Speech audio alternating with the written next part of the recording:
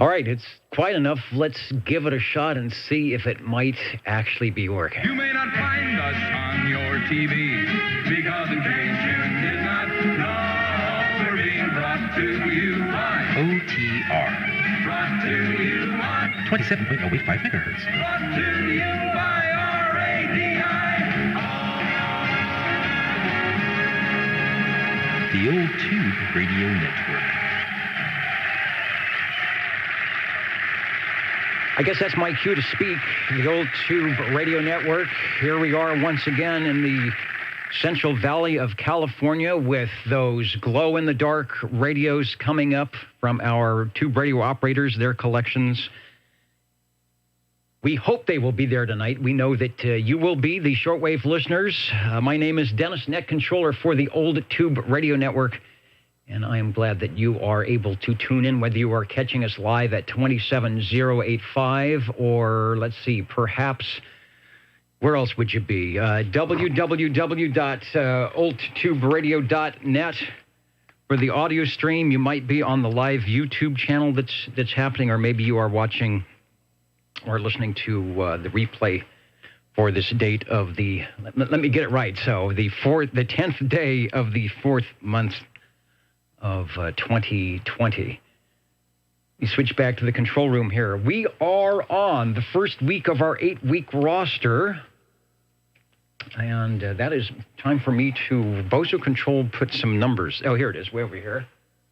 Those with perfect attendance for SWL, because I have to find out who our new 00 will be. Thanks to 195 Jim Korskold Starliner for hanging out with us the last 8 weeks. And dare I say that you don't have to have any numbers or anything like that to participate. And not even an old tube radio. This is not a club. No secret handshakes.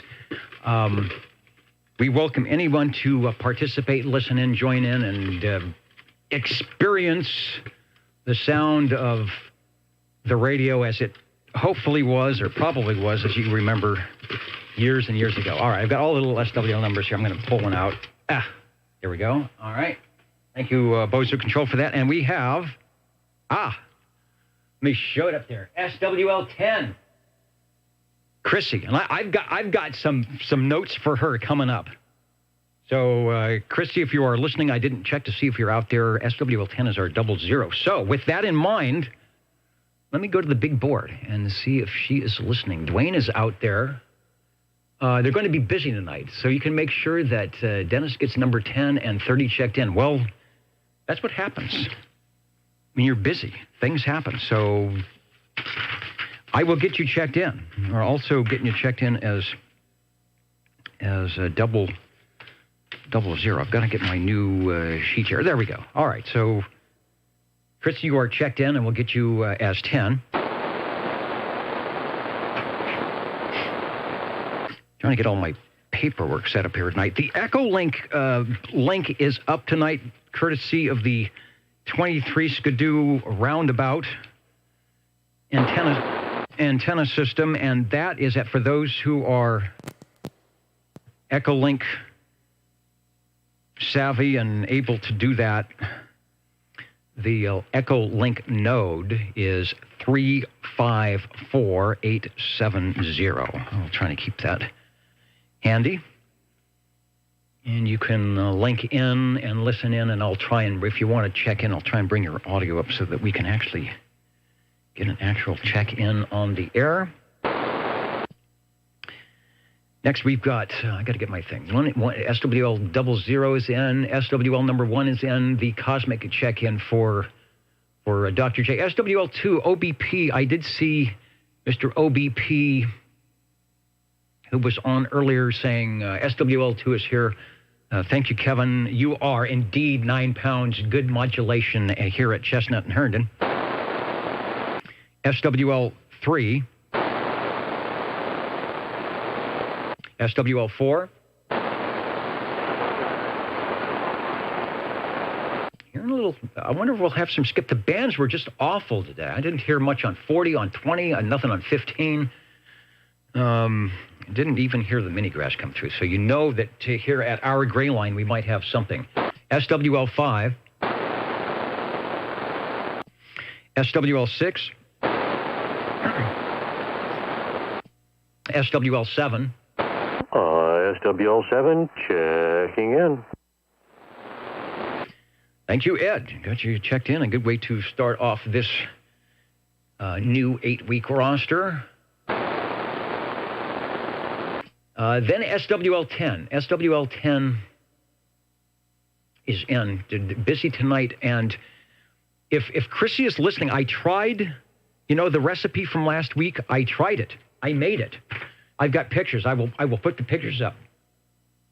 And it wasn't bad. I modified it to my very finicky tastes, and it wasn't bad. I actually had it for breakfast this morning, and I cut the recipe down by about 70%, and I still had more than I needed, so I reheated it, believe it or not, and it tasted even better.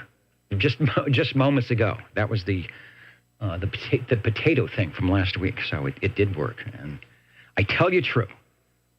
I'll show you the pictures coming up. All right, 10 is in. Let's go to SWL 13. And I will go over to my other chart, which has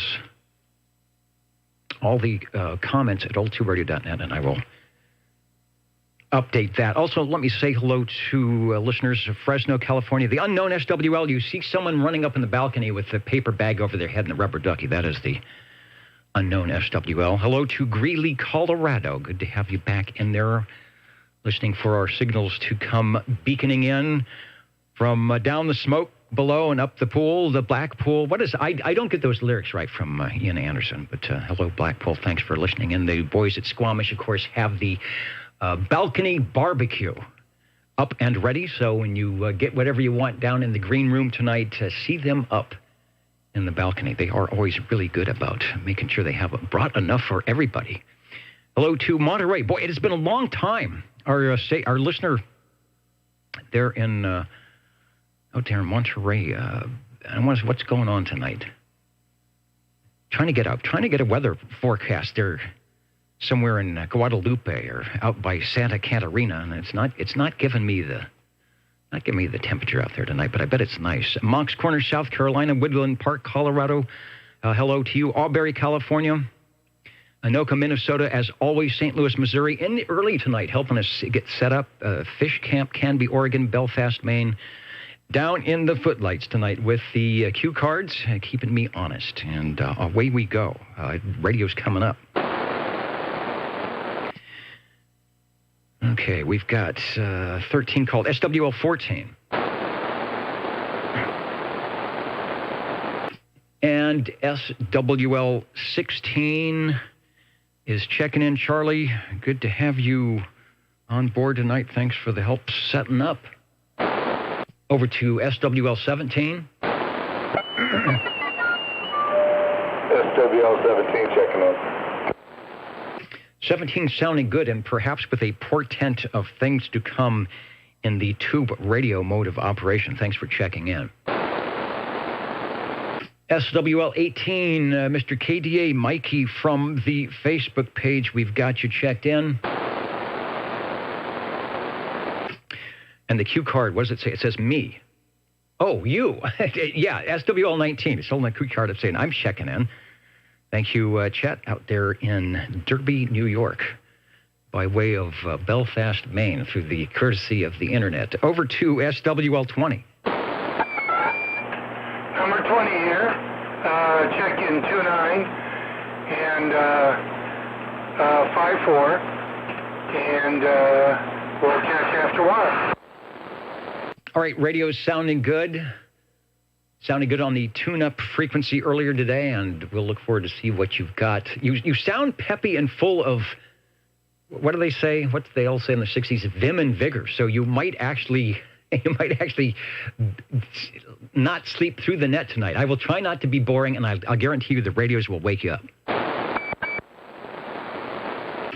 Next, we've got SWL 21. That is JT, representing all the gang out there at Old Radio Night in the from the Wasama swamps of South Carolina. And what was, let me see, do I have the stuff? What was happening tonight on Old Radio Night? Where did it go? What was going on Old Radio Night?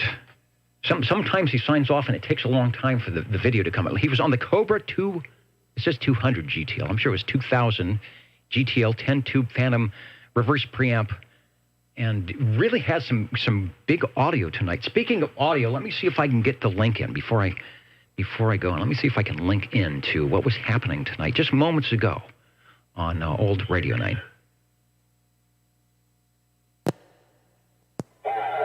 Oh, there's the countdown. I think there's a countdown. The video has frozen. Oh, there we go. It's more suspense.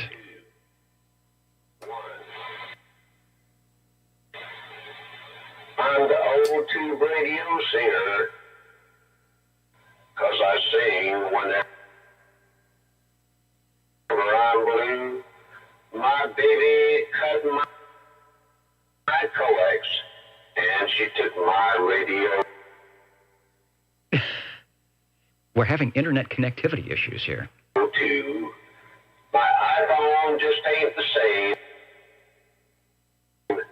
as my old tube radio. Oh, see, I can sing along now. Dennis is on the air now, so I'm happy once again. Old Tube Radio Network, it's time to listen in. All right, hey, now you're going to have to sing it again for that 20. Yeah, I'll say so. Well, maybe I can re-cue it. Apparently what's happening is the video is so long it hasn't rendered yet. And that was right near the end of the program. So if I can, I'll get that queued up. Now that we all know the words, we'll be able to sing along with it. But thanks for that. That seems to be becoming a standard feature on Old Radio Night, getting our copyrighted feature and exclusive song. Thanks for that. And if I can get it queued up or the video comes back, I will try to get a replay on that when the video totally renders. Directed net roll calls where we're at. If you're following along, playing the home game, looking for SWL 22. And over to SWL 23. I'm not sure if he's linked up. I know he's got the link up, but I don't know if he is actually linked up on the Echo link tonight. But it is up at node 354870. Keep an ear out for that. Good evening, Dennis. KA3TEB 23 Skidoo checking in from the beach. All right, you must be right out by the water. You're past. You're at the end of the pier because the delay is really big tonight. I hope the weather is good and you are sounding loud and clear here on the Old Tube Radio Network. I've got a copy on you, so a bit of a delay, but take another transmission before we go. And thanks for the link up tonight on node 354870. Over. Well, hey, Dennis, thanks for the opportunity. Good evening to all the SWLs. And yes, I'm just by the water, so the saltwater ground is doing its wonders tonight down by the beach. 7-3 all, and we'll catch you a little bit later on. KA3TEB. All right, and you've got a bit of an echo tonight, so I think it's being out there in the pier. Maybe it's some of that halibut or the sardines. You are sounding good. And thanks for the link up tonight. KB6GFD. So 23 is in via the link up. Let's go to SWL 24. SWL 25. I think Jerry said he might be playing music or doing something tonight. Oh, that's right. It's a private get-together. So he's out there creating joy, musical joy. So I will get him checked in because he was mentioned that on the net last night. Over we go to SWL 27.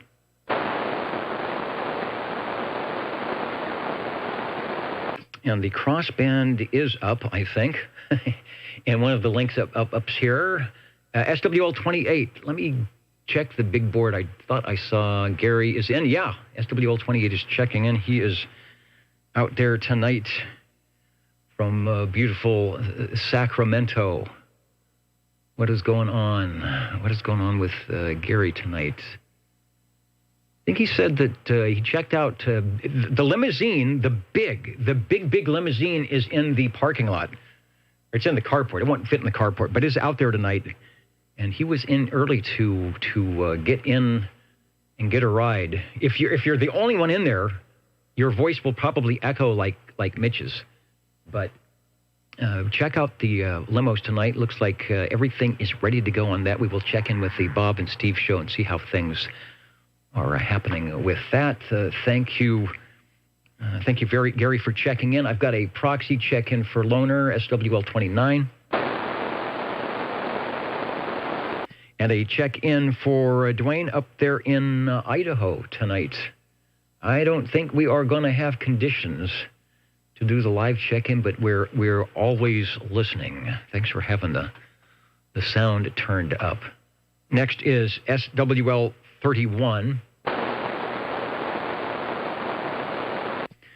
Looking for Robert and Teresa on the big board tonight. I don't see them being joined by Kerman tonight. Manchester, Ohio, Dallas, Georgia on a refresh. So keep an eye out, see if we can get Hendersonville in there tonight. Over to SWL 32. SWL 33, myself, Bozo Control, Jingle Singers, and all those who would like to get a check-in that stopped by tonight and need one. Over to SWL 34, Jimmy, who runs various and sundry Facebook pages, and our favorite, the Old Tube CB Radio Network.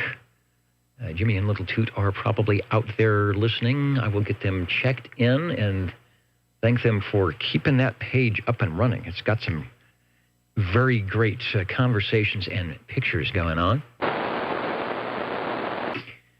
We'll go to SWL 35. I refreshed my page. Let me scroll down and see if Mr. Bill is there. Yes, he is, as always. Checking in from Cheyenne, Wyoming tonight. Looking good, Bill, as always. And hope that Red Monkey and all associated over there are doing well and doing good things. I know you are. Over to SWL 36.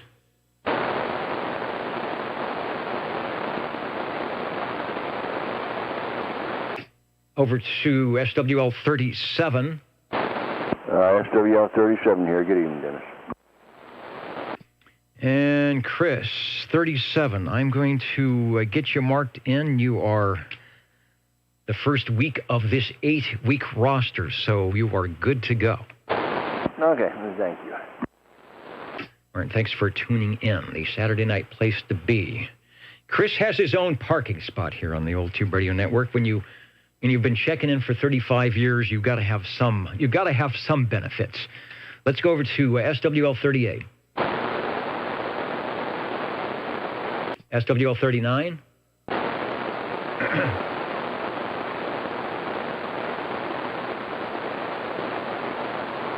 SWL 40.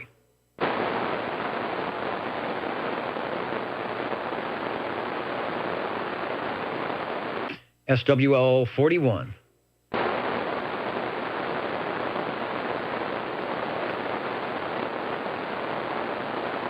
And if I miss a scroll up on the screen, I do go back and check. Make sure that if someone checked in and I missed it, that I do get it in on frequency SWL 42. And I'll get Jerry in. He was in earlier, helping me get tuned up today, so I'll get Jerry and the rest of the gang checked in. SWL 43.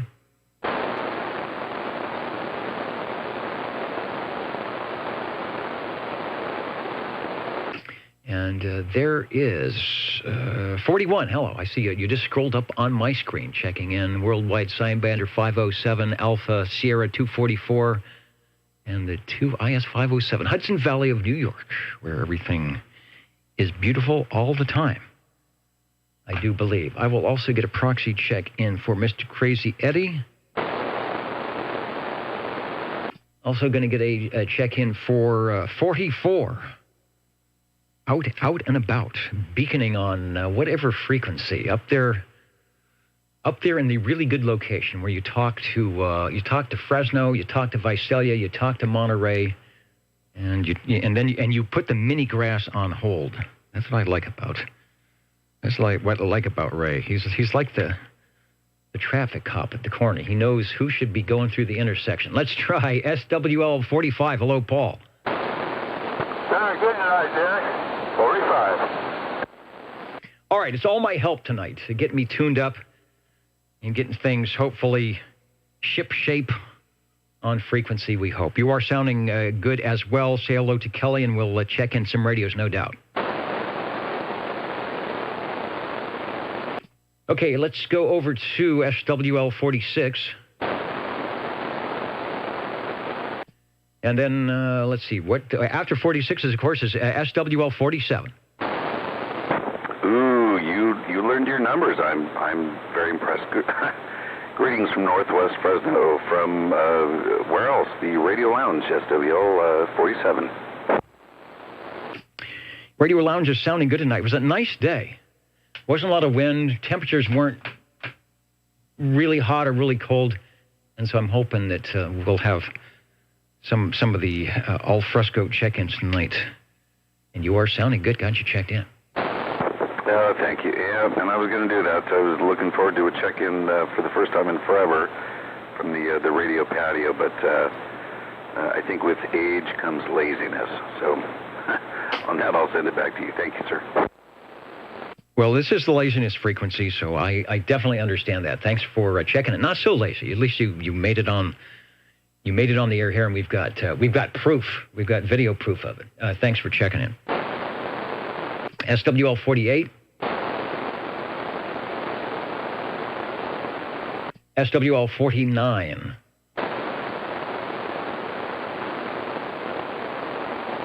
SWL 50. Live and direct from beautiful downtown O'Neill.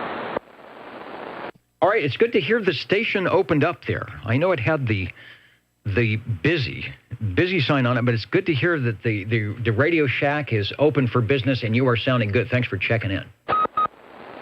SWL 51. SWL 51, checking in. Hey, all right. I'm glad you can hear me. I'm weak at best. You are sounding great. Almost S9 on the meter, so no problem here on AM tonight. Thanks, Dave. Thank you, Dennis. Have a good evening. SWL 52. Look at that. Beaconing in on the video stream, checking in tonight and reminding everyone to get a library card. And then next week he will remind you not to be overdue. I'm not sure. Are the libraries open? There are some great libraries here in Fresno and Clovis, so do what 52 says. Get your library card and put the internet away for a little bit. Then let's go over to SWL 53.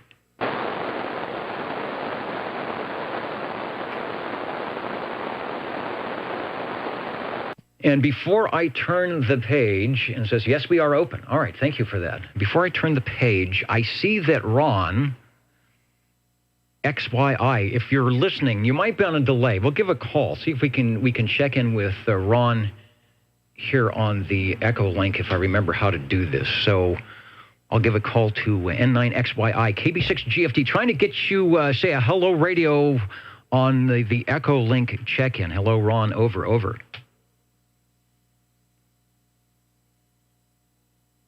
And he may or may not be there. He might have stepped away from the radio, but he is listening tonight. We'll give him a call. If I see your call up there, I will try to acknowledge you. So, oops.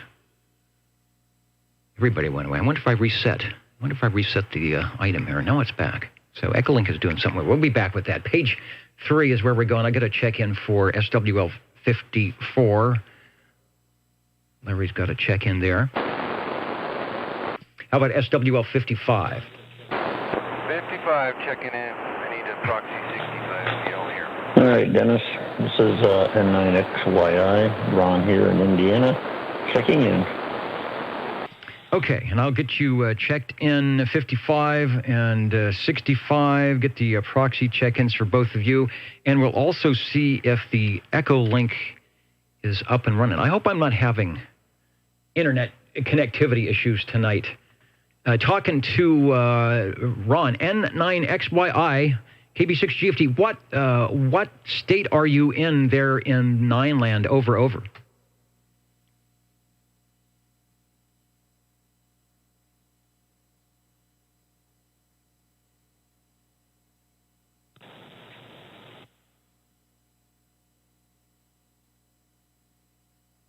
I got some audio, but I didn't get all of it. There he goes. All right, well, we'll keep trying. You had really good audio there for a minute, and the last two transmissions were there, but with no audio. So we'll be back to you in a moment. See if it'll work. If you want to test, make sure it's working. Go ahead. We will not interfere with what I am doing here. So we'll catch you in just a bit, Ron, on the Echo Link tonight at node 354870 here on the live feed. Heading over to SWL 56. Good evening, Dennis and the net. This is SWL 56, just for kicks. Sounding good, looking good. I have Google Maps up. It didn't go away. I'm checking to see. There was a balloon traveling through California that had a call and said they were monitoring on 20 meters, but I wasn't able to contact it tonight. And I'm looking for the running man. And let's see, I don't see you up and running. I was going to give everybody your current speed, but it should be there when it comes up. Anyway, I keep an eye out for you on the APRS. Thanks for checking in. And let's head over to, if I get the right to board up here, SWL 57.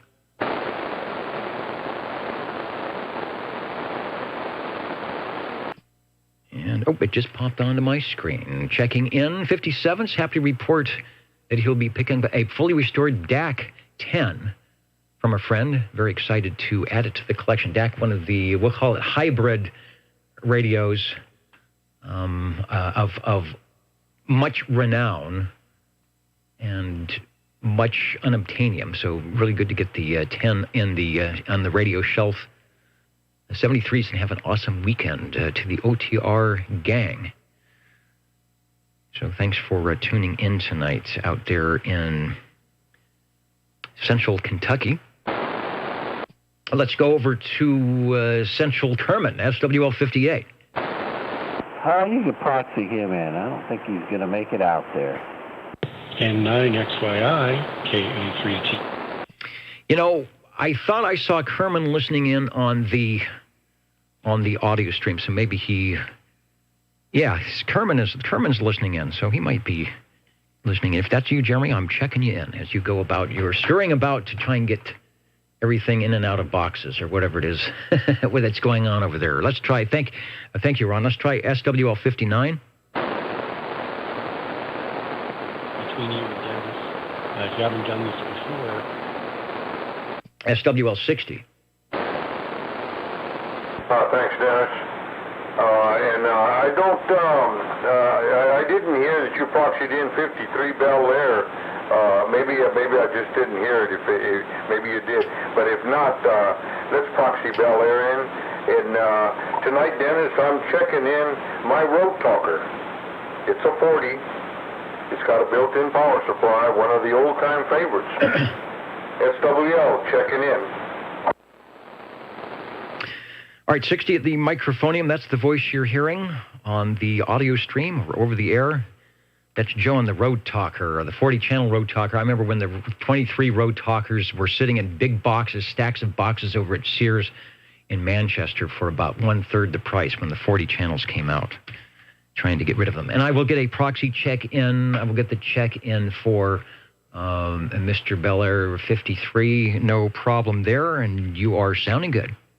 Thank you.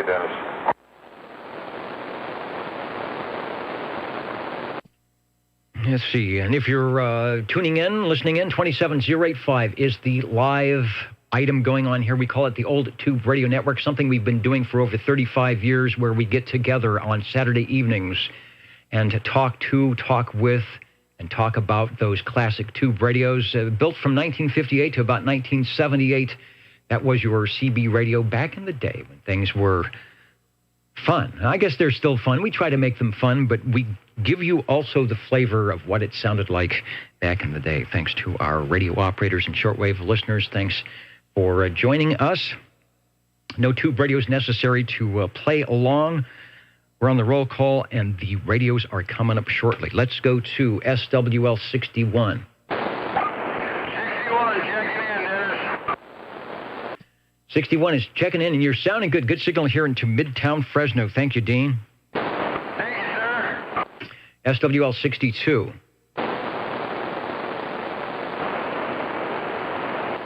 SWL 63. SWL 64.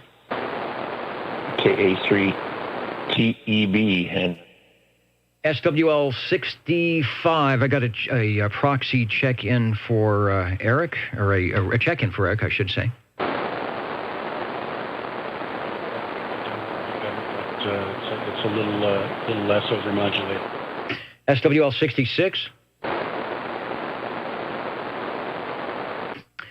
SWL 67, X in the square, check mark for representing Canby, Oregon, and all places north, south, east, and west. That's our longtime SWL, regular SWL, and now digital SWL, Bill up there in Canby, Oregon, helping with the setup earlier before the program tonight. Thank you for that. Let's go over to SWL 68.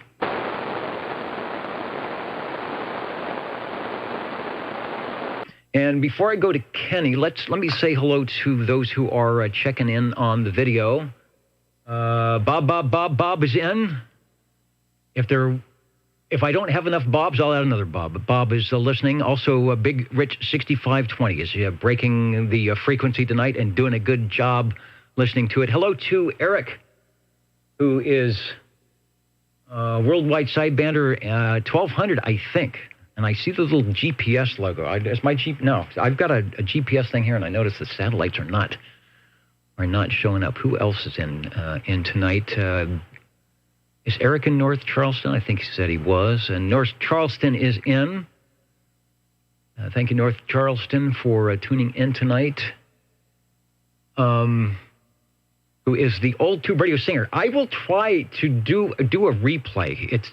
What was happening, I think the old radio night was about 2.5 hours long, and it was still rendering.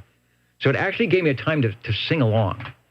And we appreciate not only your original lyrics and music, but the fact that you allow us to share them uncopyright and hampered. Although I at any moment, I'm expecting a note from North Charleston's agent, and we'll work out the residual fees. Hello to Chip C.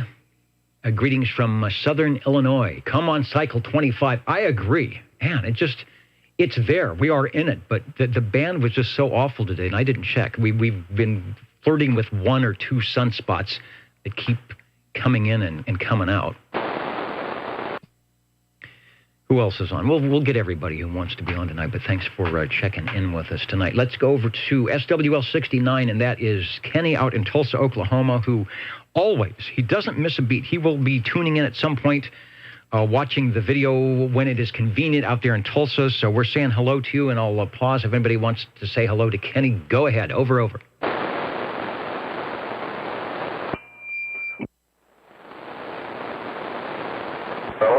Be shy about it. Kenny, Marcia, hey, if you're listening out there, doggone it, we love you. Take care, Kenny. All right, they're waving back. I'm sure you will get a thumbs up on the replay on the video. Let's head up the hill to SWL 70. That guy's never here. He is never there, but, boy, you're sounding good on AM tonight. What radio? You must have one of those really, really old tube radios. Well, I got a couple in the garage. This is It's a realistic TRC 451. Those are all the realistic radios. Everybody says they're good. They've got the good unit bodies and the early ones. And I've got a 458 or 457 here. I should fire up. Classic radio. I wish we could check into old radio night. JT takes everything. Tubes, transistors, homebrew. Check it out before this net, and you will get checked in, assuming you can make it to the Wasama swamps of South Carolina or North Carolina, wherever the heck he is out there. Thanks for checking in. Thanks, Dennis. Hey, Dennis, did he say a 451 TRC? I believe there. Are you still there, Mark? Give us the radio you're on again. Over. Tango Romeo Charlie 451. That's the mobile, right? I can barely hear him, but I think he's saying that's a model. Yeah, that's a model. It's a realistic. Would you call that a mobile radio, meaning it runs 12 volts without a power supply built in? Correct. What microphone are you running with it? What is the microphonium that you're using? Over. It's one of these static D104 hand mics. I got a few of these things. This is one of the probably newer ones, though. Alrighty. Thank you, Dennis. I used to run a 451 mobile all the time. And I just found it in storage. I thought I'd gotten rid of it. I still have it. So it sounds great. I agree. It does sound great. So thanks for the information on the radios. All radios sound good, and all radios are welcome here, of course, on the Old Tube Radio Network. And when we start glowing in the dark, we specifically like to talk to those that do glow in the dark, and we will be doing that shortly. So stay tuned. Or if you're watching the replay, you can skip ahead with the little mouse button. But stay tuned for the roll call. It's always fun. Next is SWL 71 Stan out there in Dallas, Georgia, who is listening in and right there on my screen. Thank you. Oh, thank you, Stan. And let me reiterate that this weekend is the Georgia QSO party. I listened in. The bands were just awful. 20 was awful. 40 was awful. So if it's continuing through the weekend, through tomorrow with whatever time, it shuts off at 0 UTC or something like that, I will try again. I will try again for listening, but I don't know if you experienced the same disappointment that I did on the frequencies this afternoon, but hopefully things will get better. We got you checked in. Over to SWL 72. SWL 73. Going to get a proxy check-in for SWL 73. He was on the net last night, Friday night on the Fresno Amateur Radio Club net over the air, sounding good. Does a great job on the Skip newsletter for the W6TO, which you can go online, W6TO, and look at the newsletters there.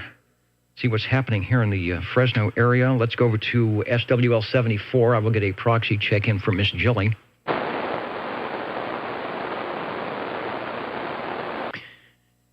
And let's see. Oh, I see. It looks like Dwayne is on Echolink. We'll try and pick you up. I don't know if I'm having connection issues or what, because occasionally all my screen, all the stations will just go away, and then they'll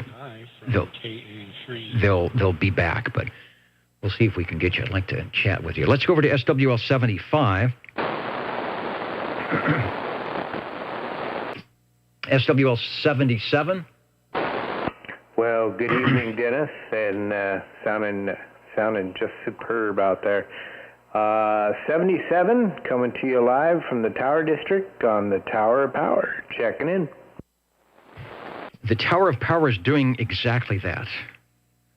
I can always get a tingle when I go down to the Tower District. That's where one of my jobs is down in the Tower District, and I always tell when Dennis has got the transmitter keyed. All the lights, all the lights in the dashboard just kind of twinkle just a little bit. Thanks for checking in. Thank you. SWL 78, Richard out there in Wild Wildemar tonight, looking for Richard. And then we'll do SWL 79. 79 checking in. And 79 is right there. You're sounding good. You've got the radio tweaked and peaked good tonight. Got you checked in. SWL 80. All right, before I switch over to page 4 and we got to check in, we want to check into the Bob and Steve show. Let me try the Echo link and see if it is up and running here. And I got to always make sure that I'm on the right thing. But we'll give the Echo link a shot. Thanks to Mitch. And we are on the node 354870 for those that can do that. I see that Ron is back on. I also see that, I believe that's Dwayne. No, that's not Dwayne. It's FTI. Is that Chrissy? Anyway, there's the 7 calls. So anybody wants to make a transmission, go ahead. Let's get your voice heard. KB6GFD, someone on Echolink, tank a transmission, over.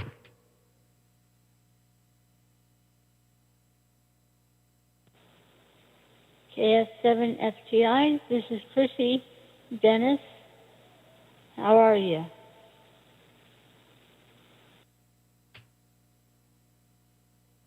Okay, I'm transmitting. I'm doing great. I'm glad you took a transmission. We're going to take a little time here because I want to talk to Chrissy. She's been distributing recipes on the video chat. And she gave one last week. I've got it right here. I wrote it down. And Chrissy, I actually, this morning, I kid you not, this morning went and tried to make it. I put in the ingredients. I left out a lot of ingredients because, as I told you before, I am a super finicky eater. But I put in what I thought would be good for me. And let me go. I'm going to show you. I'm putting a video, a picture up on the screen here if I can find it. Uh-oh, that's not a good thing. Let me go to, where would it be? There it is. That is, if you can see that is what I cooked this morning. I had to cut down. It was like 12 eggs. I cut it down to like 25%. And I left out a lot of stuff. I left out onions. I left out peppers. I left out jalapenos. I left out salt. I left out pepper. But I did put most of the ingredients that you see there. And there it is. That is the actual item that came out of the oven this morning. And I had it, and it was pretty good. In fact, it was very good. And then, because even with 3 eggs, I cut 12 eggs down to 3. It was way more than I needed. So I put it away. And about 2 hours ago, I put it out, warmed it up in the oven. And I had the rest of it. And I want to say, actually, that I think that it actually tasted better warmed up, and I don't know how that is, but it was pretty good. So I know I'm taking a long transmission here on the Echo link, but I just wanted to let you know that I did try the recipe, and there it is. There it is. There was cut up in the little plate. That's like a quarter of a half. So there's 1, 2, 3, 4 that size. So it would feed a family of 4. And no problem. That's just with 3 eggs. Anyway, Chrissy, back to you. And it was good with a few modifications to leave out the stuff I don't like. Back to you. Over.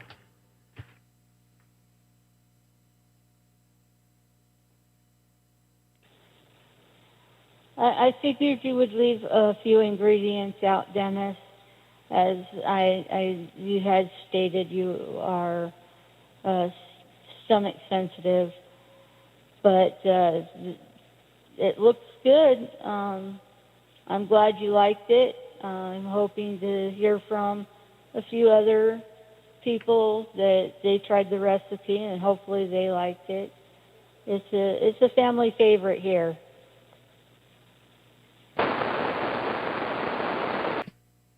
And it might become one here since I can get 2 meals out of it. I'm kind of a cheap guy, so whenever I can put something in a dish and it tastes good and it feeds me twice, that's a good thing.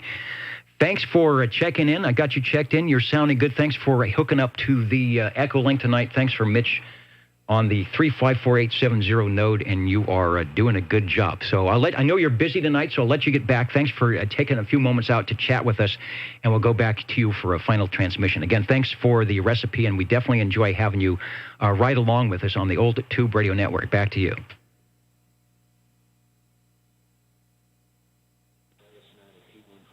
Thank you. I'm sorry it's not a C-123B, hopefully in the near future.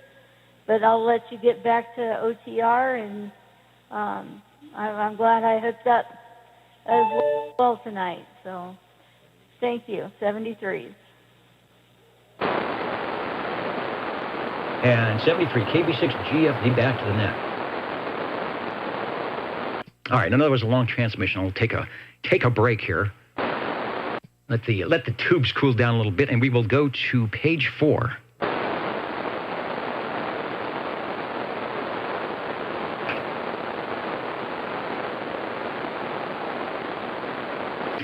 But before we go to page 4, I must do what the audience up there they're starting to stamp their feet and shout up in the balcony for the Bob and Steve show. So let me cue up the theme. 27.085 OTR channel 11. And see what is going on in the green room tonight. I can peek through the rack, and it looks like the usual fun festivities. Bob and Steve got the jingle singers to help wash and wax the new red limo. I might even have a shot of that somewhere. That is the one that, for those of you who wonder where all the parking spaces went, yeah, that one takes up about 6. And is it out there? I'm looking. It's probably driving around the block. It'll hold a few dozen people, I think. They think we need a bigger carport. Yeah, the Buick, which is a big, largy car, takes up a lot of room, but this is way beyond that.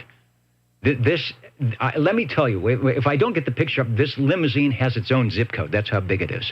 It says they're all tired from working today, and I know you are. So they will get to the other side completed on Monday. That's what happens. You work on the 93726 zip code, and then the 93740 you do the next day. They will be watching the Masters tournament tomorrow. The men are playing poker on Tuesday nights from 7 to 11. Everyone welcome. Let the chips fly. At the bar tonight, for those of you joining the green room from the continental state of Colorado, we have some Colorado stations listening in. Epimetheus 83s from Colorado who'll be checking in shortly. So our Colorado stations will dedicate this one to you. Extra cheesy supreme pizza with pepperoni, sausage, mushroom, and black olives. You know I'm going to be picking all of that stuff off, but I'll still eat it. And all the beer you can drink is on Bob and Steve in a Master's cup. Don't you love them? All right, well, thanks for keeping us up to date. Have a good week. And as they say, don't forget to feed the fish. If you say that, I'm not supposed to tell you this, but if you say don't forget to feed the fish, you will always get one gratis drink of your choice at the bar out there. So thanks for checking us in. All right, with that, let's head over to the guy that checks everybody in on Friday evenings on the Ditch Banks sideband at SWL 82. 82 checking in, and I got my little paper out here. 226, Jeff out of Mariposa would like to be proxied in. I will do that. In fact, I will give him a check-in because 226 out of Mariposa tonight, speaking of the Ditch Banks sideband net, I actually heard him check in last night on 27,365. That's Ditch Banks sideband net, 36 lower, 8 p.m. Pacific Daylight Time. All are welcome. There is a opening at the end where Ron will talk to the visitors and who might check in. So if Skip is open, give it a listen, and I will get Jeff checked in that way as well. All right, Ron, thanks. And thanks for doing the Friday night gig, too. All right, Dennis, and have a good evening, and we'll catch you all later. All right, very good. And I see, oh, hey, Frodex is on the Echolink link tonight. So that's working. Speaking of Colorado, SWL 83, Epimetheus 83, who is, I think he said he was going to take it easy during the net, but he is listening he is in there listening in somewhere. So thanks for doing that, and we do have you checked in. Paul V saying he loves the Masters, so there's gonna be a lot of people out there watching that tomorrow.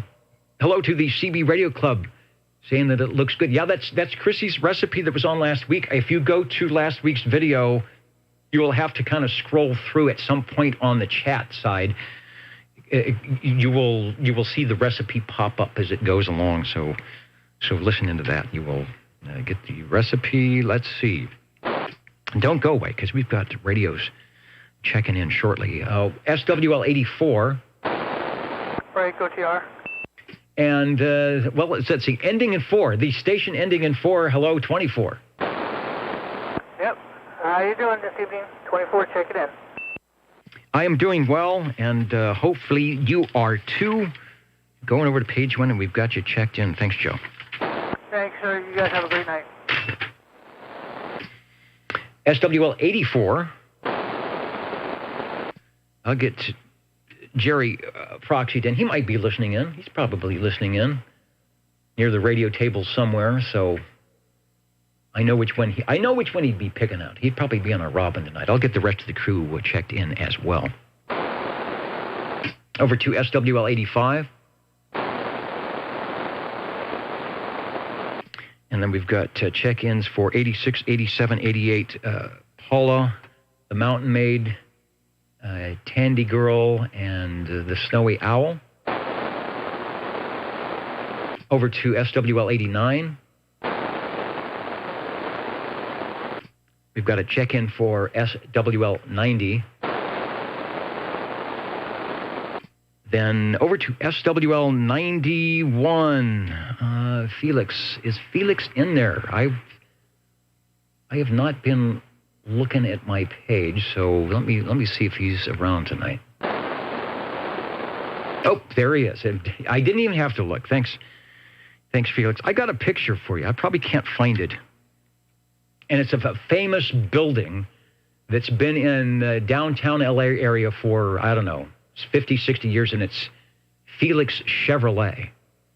And apparently, I don't think the car dealership is there anymore, but the building is. And they were sort of tearing down part of the building and remodeling it.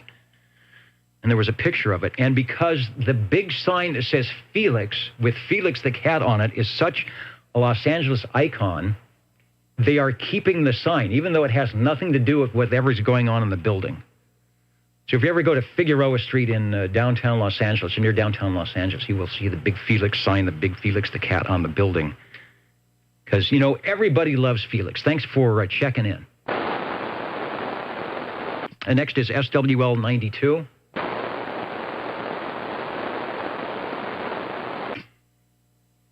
SWL 93. Dennis, let's proxy in, Louis. All right, will do. Get Louis proxied in. Thanks for that. Then over to 95, Warthog 95. Whiskey Romeo for Bravo, checking in from Orlando, Florida. And sounding good. Should say looking good on the net check-in tonight. We've got you. As soon as I click the button where it says checking in, you will see that you are checked in. Thanks. Over to SWL 97.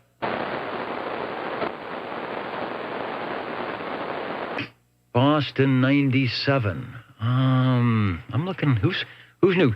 Hello to our stations listening in. There's Joplin, Missouri. Fresno, California. I thought I saw Boston in there for just a second.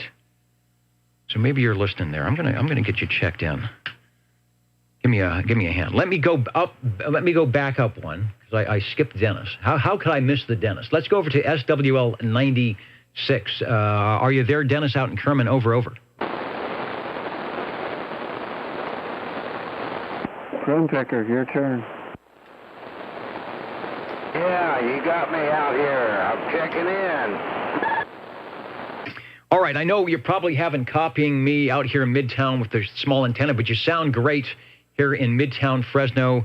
Good to have you aboard, and you can't have too many Dennises. Thanks for checking in. Over. He got you, prune picker. So Dennis is in. Boston 97 is right there waving a hand. Thank you, 97. Let's go to SWL 98.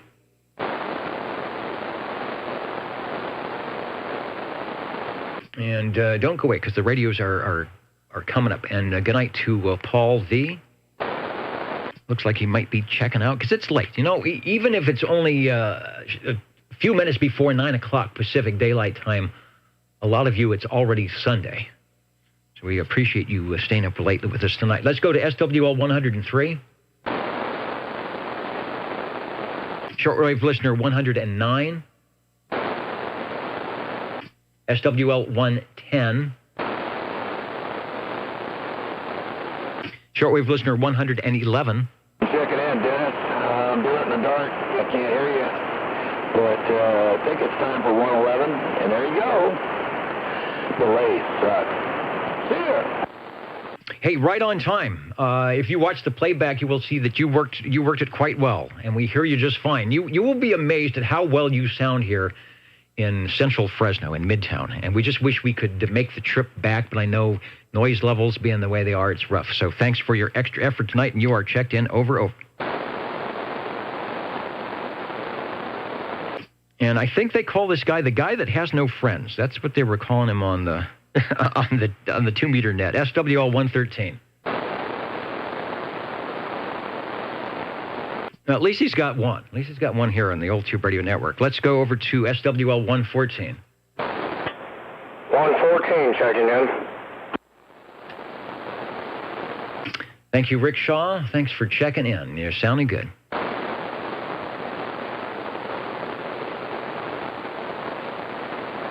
And, I forgot to congratulate Chrissy when she was on our Echo link for being 00 and taking on the responsibility. Not only does she do recipes, she's going to be starting the net off. Let's go over to, you know what? Is that, yeah, okay. Let me try the Echo link here. I got to make sure that we are in where we need to go. And SWL 128, who has jumped in on the Echo link here, and we'll see if John is there, KB6 GFD listening on the Echolink.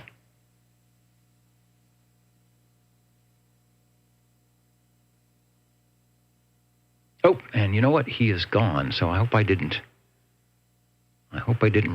hit the wrong button. You never know. This guy at the control point here might be doing something wrong. Anyway, John, I see you there. You can give it another shot, and we will catch you. But I've got you checked in on the call tonight.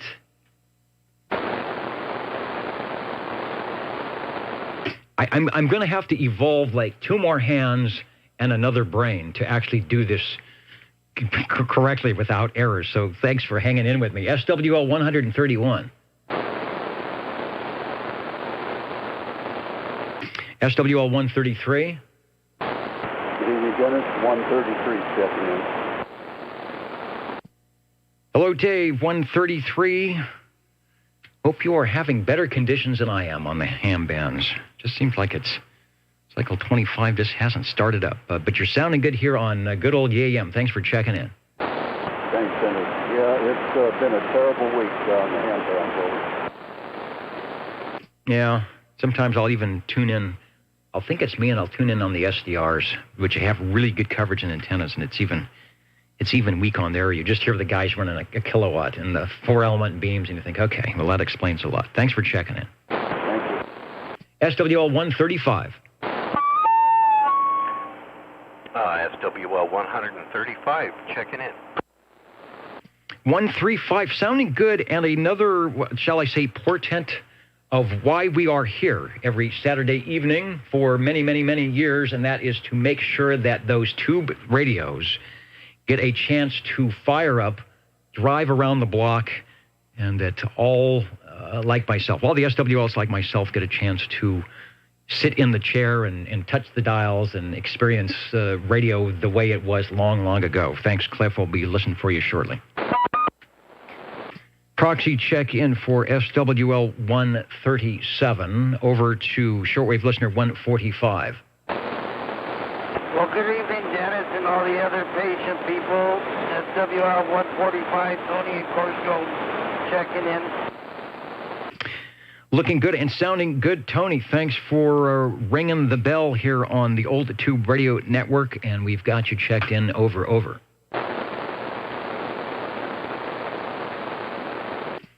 That takes us up to 147 up there in Neil in Kakalaki, who often checks in early. And I did not mark the page to see where he is, but there he is. 147 Kakalaki checking in. Spring weather all week. Ditto here. Same thing. Really nice weather.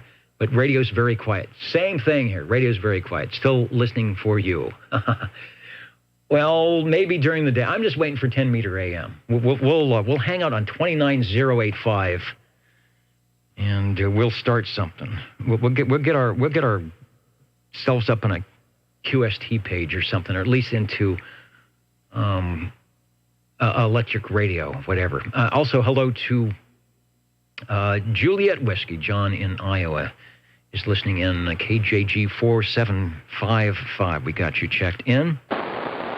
Let's head over to SWL 188, Snow Beast Jr.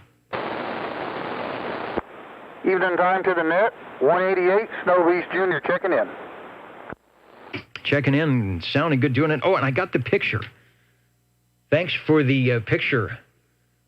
Like Snow Beast Jr., back one, the original issue there, looking good, and it's always great to see those pictures from 30 and 40 years ago to know that we're still doing it here on 11 meters.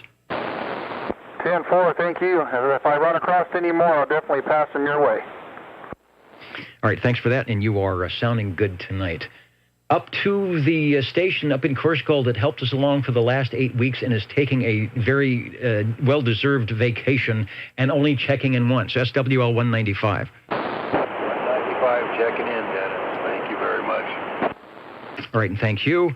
SWL 226, Jeff checked in earlier via proxy and checked in last night, sounding good. And let me see if I'm going to go back to the Echolink quickly and see if I can check in with, see if Frodex is there. See if NB0T is there on the Echolink side, just to give us a confirmation chat. To KB6GFD listening back to you, Greg, over.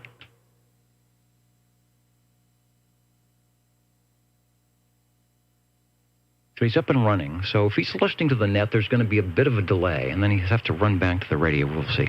There we go. NB0T, Lawrence, Kansas. All right, I hear you. You're sounding good. That's the voice of Frodex. And you've heard me for years and years and years say thanks to SearchLawrence.com and Frodex for the Nixie tubes. This is the guy. This is the guy that polished up all those Nixie tubes and figured out how to get an 8 where an 8 should be and a 2 where a 2 should be. And I hope everything is going fine up there in Lawrence, over.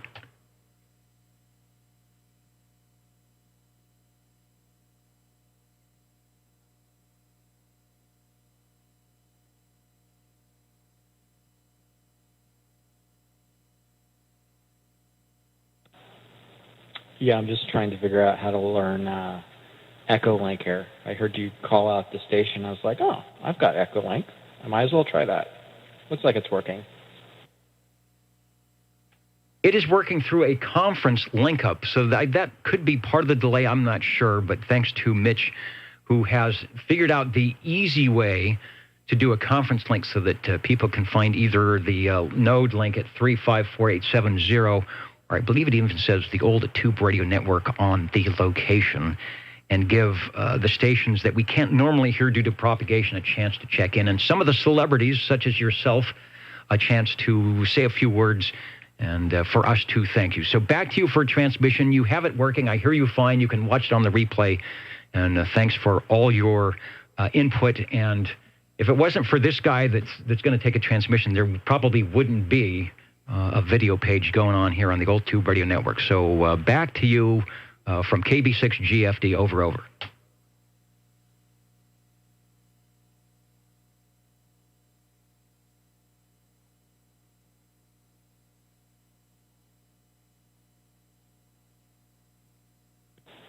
The delay is a meat puppet interface problem.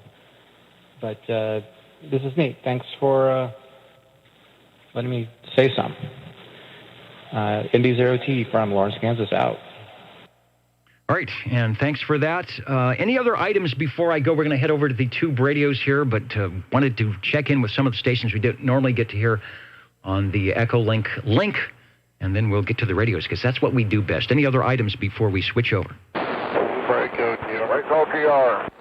All right, two breaking stations for OTR.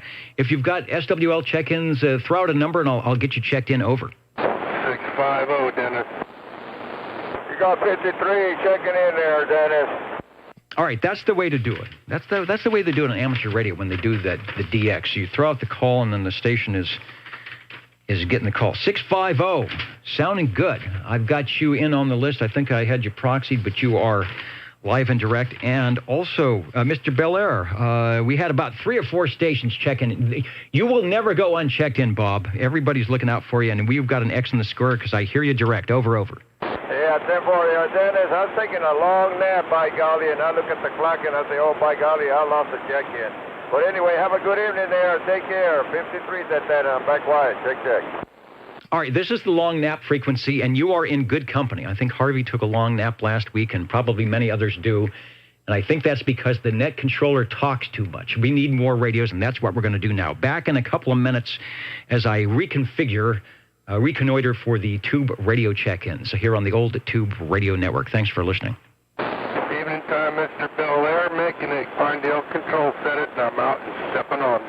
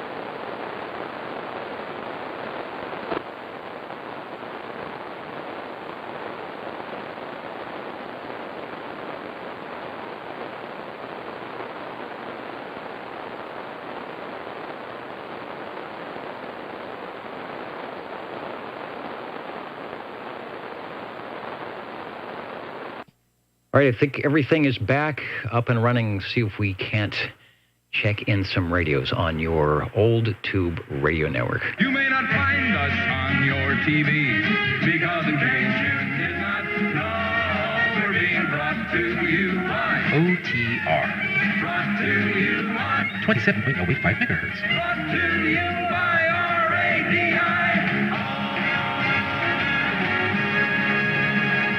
Old Tube Radio Network. The Old Tube Radio Network, brought to you by 27 megahertz and all the good people that take time out of their Saturday evenings. They maybe sneak into the radio, or maybe not. Maybe they gather the family around the way they did after watching television back in the day, and jump on the radio and chat with friends. That's certainly what we try to do here at OTR, the Old Tube Radio Network. Hello, my name is Dennis, your net controller for the evening. One of many net controllers that we've had throughout the 36 years that we have been doing this on Saturday evenings here at 27085, Channel 11. And indeed, let's see, who is bringing us the radios tonight? I've got to put my pen of the day, pen of the week, into the pocket protector. Tonight it is Hoffman Easy Vision Television, Western Radio and Television Supply Company at 1415 Indio Street, San Diego. Wow. That's the first one from California. They've all been elsewhere. Out there in Indio Street from San Diego. There it is, Hoffman, with a big long name, Hoffman Easy Vision Television, Western Radio and Television Supply Company, going into the OTR pocket protector tonight. And I'll keep it short and say the Old Tube Radio Network, we're taking check-ins, looking for Radio 1 and beyond. Number 7. 135 135. 45. All right, I've got 7. Ed, step up into the air chair. You will be first, but before I do, I want to line up our green room. We've got special chairs. They have special seats for all those checking into the radio. So when you get to the door, say, please remember to feed the fish. Is that what we're supposed to say? Yeah, don't forget to feed the fish. And they'll line you up. Radio number 2 will be Cliff, 135. Radio number 3 will be Paul. Paul up in North Fork. And there were a couple other stations. Who else would like to check in a radio over? 17.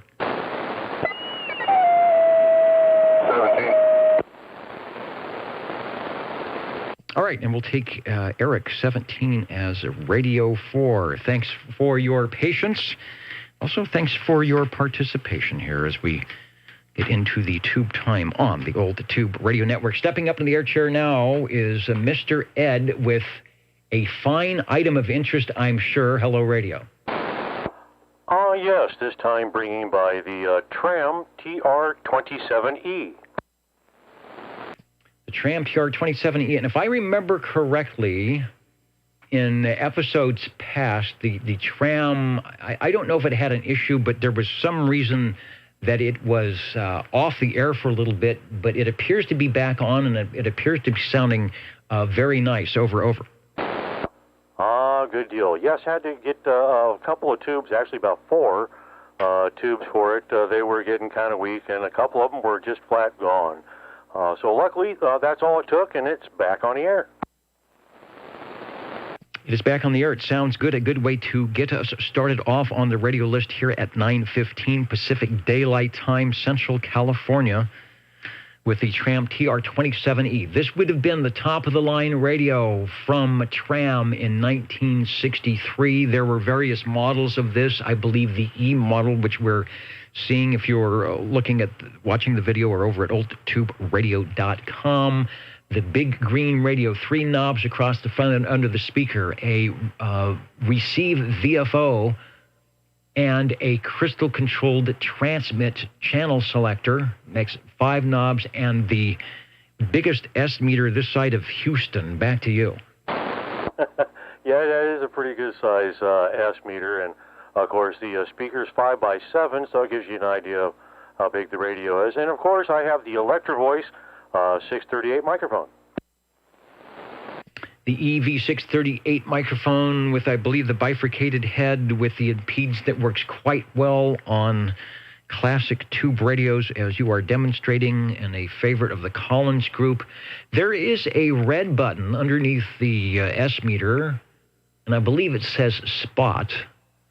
So let's see, when you're trying to spot up, I'll start it up here. I'm going to assume you would go to channel 11 on the XMET channel window, put channel 11 in the window, and you would roll your receive tune somewhere, I don't know if it says 11, if it actually gives you all the numbers, but it's close to 11.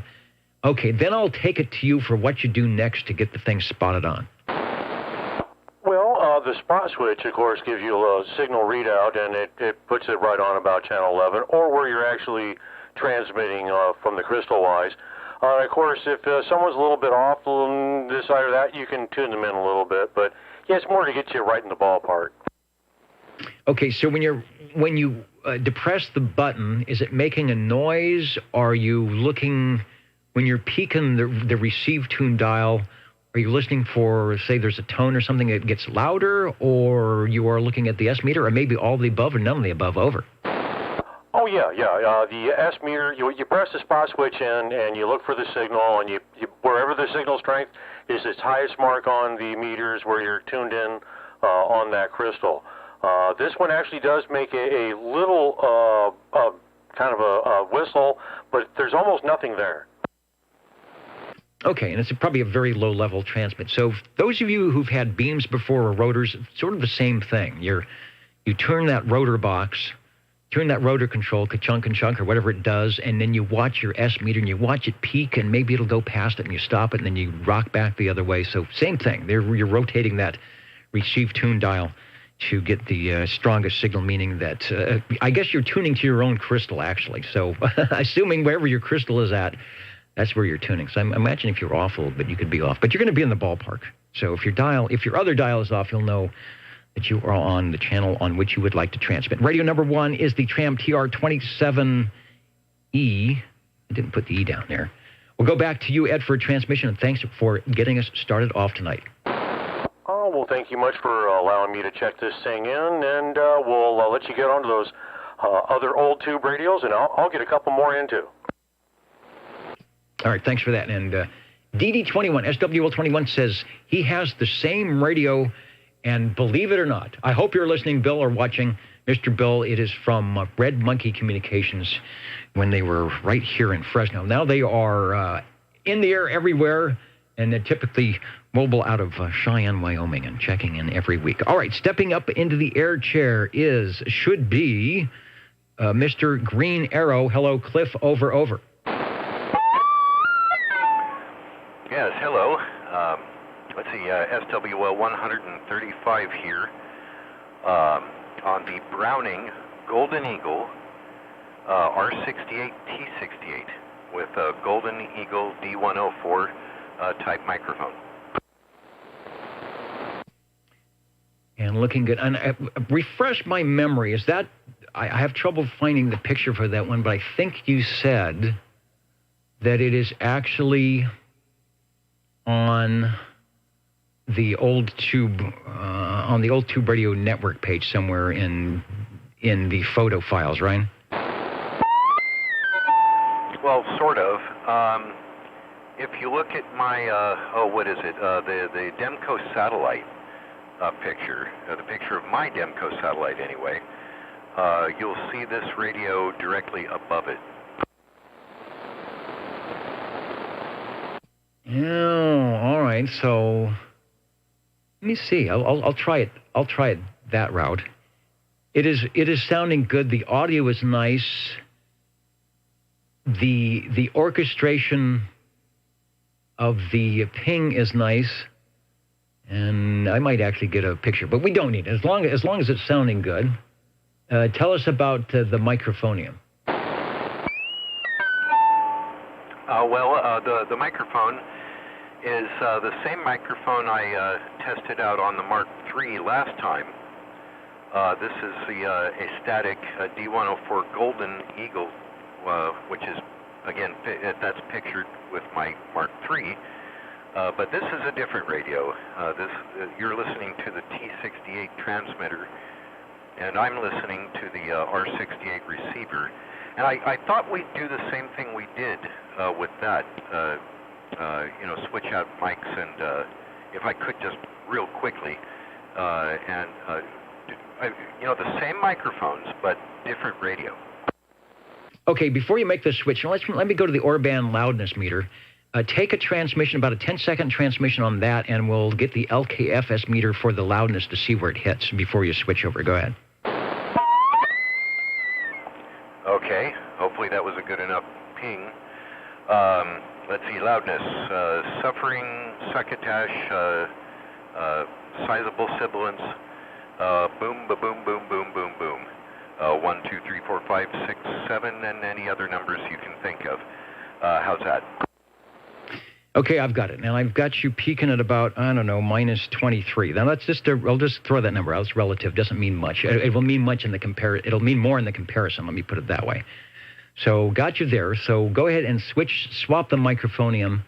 And, of course, there will be tone differences and some other things, but what the Orban meter will give us is an indication, at least of perceived loudness as my receiver hears it through the sound card and out to you. So back to you, I think, with the alternate microphonium over.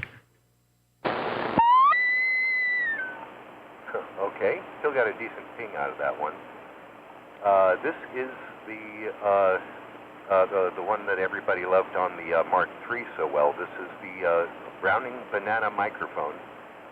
I'm not sure that that's like the official thing, but I think we all know what it is, if I say that. If there's a numeric designation, please somebody tell me. This is the two-tone Browning Laboratories,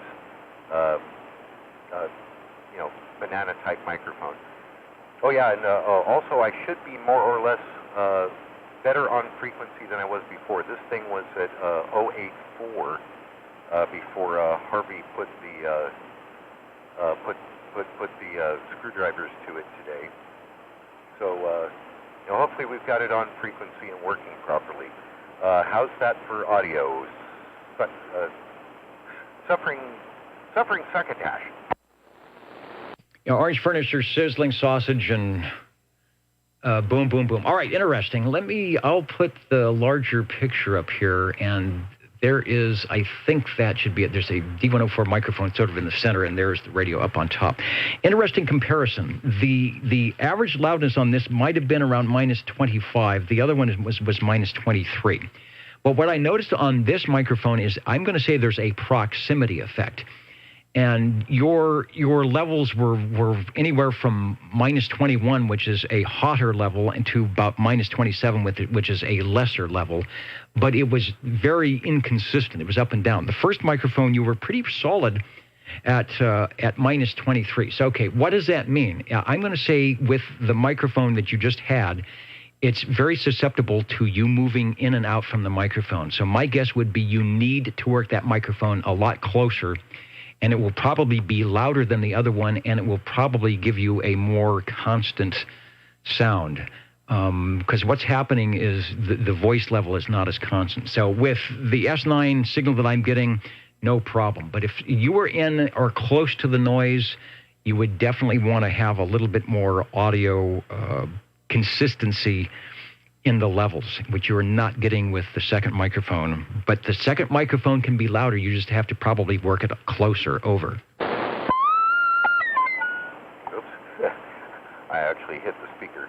Okay, I'm right on the microphone, about where I'd be holding it if it was a handheld mic, which actually it sort of is.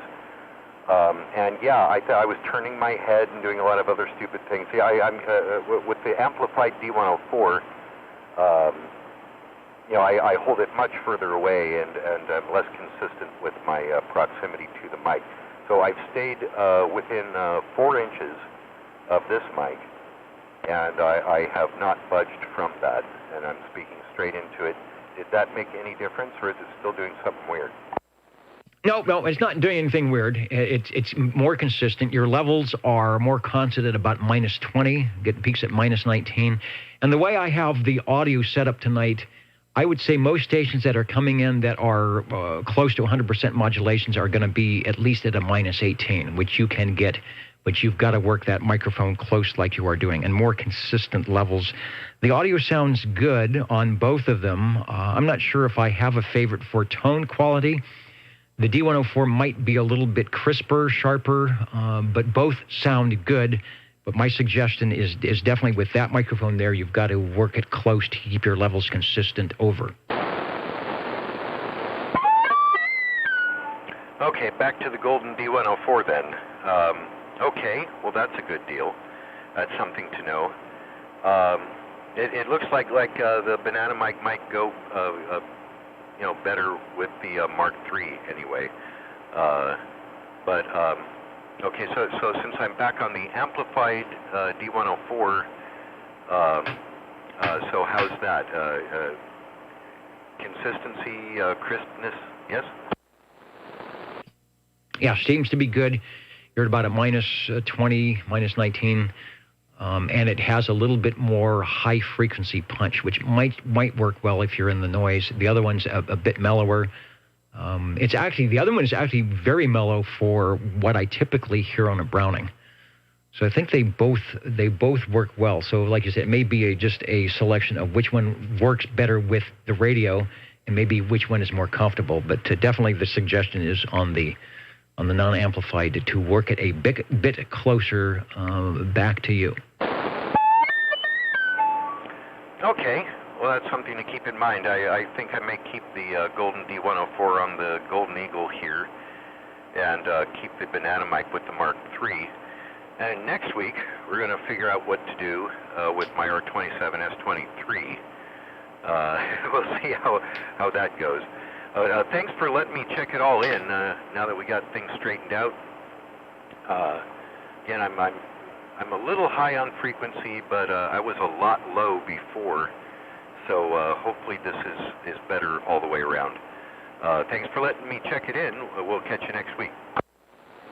Yeah, I think when we're doing the earlier tests, you're about 300 high, and no one is going to know on any type of a filter unless they're on a narrow CW filter. And then you're going to sound like this. So it won't make any difference. You're sounding good. Radio number 2, the Browning Golden Eagle R68 T68 here on the Old Tube Radio Network. Lots of radios. I'll keep it going. Coming up next, thanks, Cliff. Stepping up into the air chair next, and thanks for being patient, Paul, here at 9:29. We've got our station up in North Fork. Hello, Paul, over. Yeah, Matt Hartman to follow up on that radio. I'm talking on my general radio telephone BS6. All right, from General Radio Telephone, and for those listening in the last few weeks or months, you've been hearing General Radio Telephones, and actually a lot of them, and you've been listening to the MC, the Master Control Series. And so Paul is bringing by tonight the companion to that, the VS series, which I believe stood for Vibration Service, and it might have been more configured for a mobile-style radio. I believe you said it is the VS6 over. Yeah, it's a good picture of it. That's not mine. I wish it was. They're tough, just like they look. It's all steel or metal, I would say. Cabins, there's no plastic in the thing at all. They're built like a little thing. And they do a good job. They get overlooked quite a bit as people tell them. They're really an interesting radio and a good little radio for 7 tubes, actually. Not bad for 7 tubes, and sort of the style, if people are familiar with the Johnson Messenger 1 and the Messenger 2. These are the earlier style radios that were made for putting in your vehicle, whether it was the family station wagon or perhaps it was your business, your taxi service or whatever. So exactly what Paul said, built like a tank, very simple. Notice there's no S meters, a knob to select your channels, and some switches for on-off or maybe the PA speaker and a squelch. So they kept it simple. This shows the year for the VS6, and the models went down to, I think, a VS2, 3, 4, but this is about 1965. So this would have been after the Master Control, the MC6 or 7, probably in that era. And the price was right. The price was right around $100 for this 7-tube radio. So you might have had a couple. You got the Master Control for the base, and if you wanted to put a couple of mobile radios in your vehicles at $100 a piece, probably not a bad deal. add that 102-inch steel whip on the ball for another $15, and you were good to go. Back to you, over. Okay, this microphone is hardwired into the thing, and it's a carbon mic, so a little difficult to change the thing, try something different. I think it's done a good job for carbon. The way almost decent to go on the archive. I really like the radio. I think you could almost bounce on a two man. I think it's almost up. Table bed, very red, for one front and everything else. So thanks for checking it in, Dennis. All right, thanks for bringing it by, and a good piece of history. And I agree with Eric on the video. He said when cars had room. In fact, some of the cars that this style of radio was in probably had metal dashboards, but plenty of room. And some of them, I'm not sure. This one goes 12-volt DC and 115-volt AC, but some of the radios earlier actually did go 6-volt DC for the earlier 1950s autos that had the 6-volt systems in them. Our third radio tonight, thanks, Paul, the General Radio Telephone from VS6 from about 1965. Thanks for bringing it by. You bet. They won't take 6 volts. They're into 12 or 110. Thanks for checking it in, Dennis. All right, thanks for bringing it by. The old Tube Radio Network, Jingle Singers, bottom of the hour. Let me get the other radio. Eric has been really patient, so I'm going to get him in here at 9:33.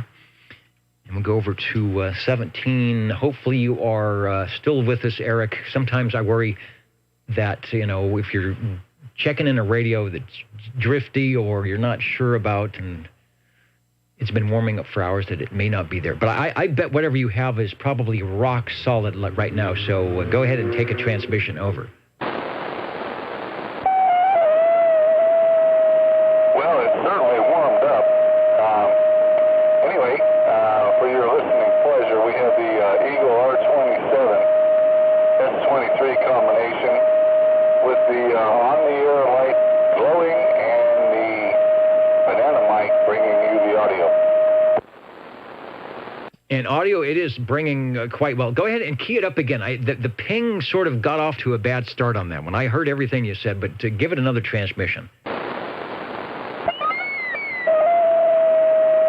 Yeah, the ping's doing its own little thing these days. I don't know. Well, that time it did ping. There is an oscillation coming through in the audio. I don't know if you hear that.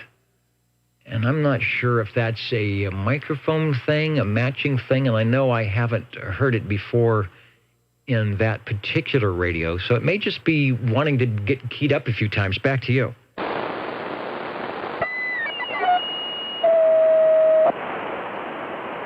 It's, okay, you know what, it seems that the Canopin is not happy at the moment. Who knows? Yeah, sometimes it's RF, like return stuff on the feed line or whatever. It's okay. I hear you just fine. The ping is back, and it's trying. It's the radio that thinks it can, I think. Let me say good night to Keith, who is signing out from Virginia and enjoying the radios. Thanks for joining us, Keith. Also, hello to Brian, the mighty KUH, in the radio room tonight, and we are talking with, actually, we've got an Eric on the radio, SWL17, and Eric listening said maybe some RF causing this. Well, could be, but it's our Radio 4, and it's going down into history. Give us another transmission. Well,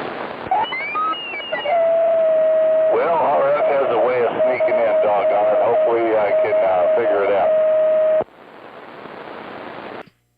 All right. Well, in the meantime, the R27 S23, there's the picture. Let me see if I can get what we want. The larger unit on the bottom, that is the receiver. It's got the S meter embedded in the speaker, and then the transmitter is above that. And it looks like, did we determine if you have the, what do we call it, Series 2, let's see, larger S meters. So it's got the large S meter neon modulation indicator, probably mean it's orange or that color, and the lighted on the air indicator. So if your transmitter has the lighted on the air indicator, then you've got a Series 2, I think.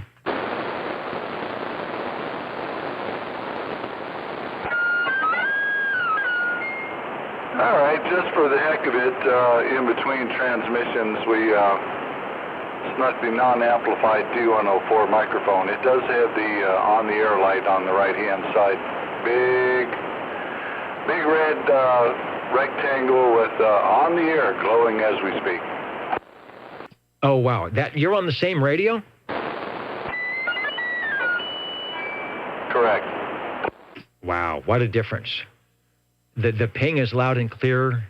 Your audio is crisp and clear, sounds like a Browning. The squeal is completely gone, so perhaps a microphonium issue. What a difference. Radio sounds great. Good to hear. I could hear on this end that the ping and things just didn't sound as crisp and clean, so yeah, the new Banana mic acquisition may need a little cleaning or something. Yeah, you know, those are the funky time connectors, and I'm thinking just a very errant single strand of RF or of ground or shield wire just not being where it needs to be could cause havoc in that 2-pin microphone. But boy, I thought maybe you would switch to a different radio. That's how different the audio sounds, and it's good. You're sounding like an eagle. The eagle has landed, and then it took off again in great style. Yeah, Eric say now he's clear. Maybe the TX had to warm up. I don't know. He switched microphones is what he did. And the radio it's definitely a happy camper. There is an operator's manual, it looks like, at oldtuberadios.com, but obviously you don't need that, and it's sounding fine. Take up a transmission on Radio 4, and we're glad you brought it by, and it's sounding good. Well, without you, I would have, had that microphone connected and thinking things were fine. Anyway, thanks for checking these old birds in, and let's keep those tubes glowing in the dark. I agree, absolutely. All right, before we take another radio, let me appease, they're there. Let me appease the jingle singers and actually get an official, I guess the FCC wants us to do an official ID on the radio for the Saturday night place to be. We often call, what do we call this place? The Old Tube Radio Network. Back in just a moment. How do you do? Ladies and gentlemen, greetings to you. Wherever you are, the friendliest station for you by far is known to all as OTR, the Old Tube Radio Network. The station for you is OTR. And we're looking for radio number 5.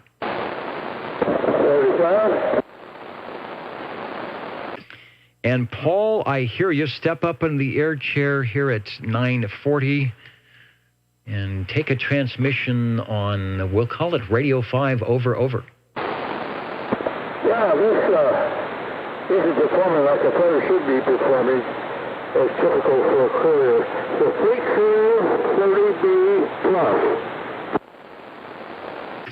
All right, Fleet Courier 30B plus. I'm not sure if that's going to be in my Rolodex under F. Probably not. So we'll go with Courier, and I'll see what I can find. The signal is great. The audio, it almost sounds like there is a problem with the microphone. And I'm not sure if it's a carbon microphone or the element, but I hear you, so we'll take a couple of transmissions here and back to you on the Fleet Courier. Actually, I'm wearing a Courier microphone on this thing. It's an amplified mic. So it's getting slower. Doesn't want to hold the mic well, I think. Anyway, I think there's a picture of that's my radio when you find it in there. Yeah, you got it. That's my radio. That's the one I'm talking about right now. Really interesting radio. Boy, it takes off once in a while. Goes, too. All right. I don't know what's going on there. Got to hold that microphone right. I got it going now. Okay, back to you. Yeah, you're right. It just took off. It's like it warmed up or something. Your audio cleared up, came up, got louder. I'm not sure. Let me go to the extreme close-up and see if you've got a transmit light. I don't know if you have a modulation light, but boy, it got good. Take another transmission. Actually, this thing, be honest with you, this thing has the worst receive on any of my radios. I have had bad luck with cool or whatever it was. It was a good radio, but I just had bad luck with it. So interesting radio, and I'll tell you what, if I get into it right, it goes up. I just got to talk into the mic. That's my problem. It's actually, they output about 18 watts, what they claim on the thing. Of course, it's a business band. This thing got handles on it, like you see, just like the Dremels and everything else. They're about the same size of the MC Generals. So they're pretty good size. They got a whole bunch of tubes in it. They got 11 tubes in it compared to the one that we had General. Only had 7 tubes in it. And I bet the General will probably out-talk this. Back to you. Well, it's loud when it comes up. The audio's a bit, I won't call it distorted, but it's a bit fuzzy. But when the microphone gets louder, it's easy to hear. And not sure, almost sounds like it has possibly a microphone issue or something going on in the audio, but it's loud and clear now. Fleet Courier 30B plus, B for business band, and I don't know what I think it's 15 watts or it's between 15 and 25 watts I think was allowed for business purposes. And a lot of stations liked the radios like the Buddies and some of the Johnsons that could be tweaked up to the business band power. That would give you almost 3 times your power output on AM. This one would do it, I guess, FCC approved, even though in theory you might not be approved for that power on the channel that we're on right now. 1, 2, 3, 4, 5 channel selectable. And I'm looking at the controls. Looks like it's got a band spread, which is probably an RF or a receive VFO type of issue, a squelch and a volume. So pretty simple to run, and you're hearing me and I'm hearing you. Over.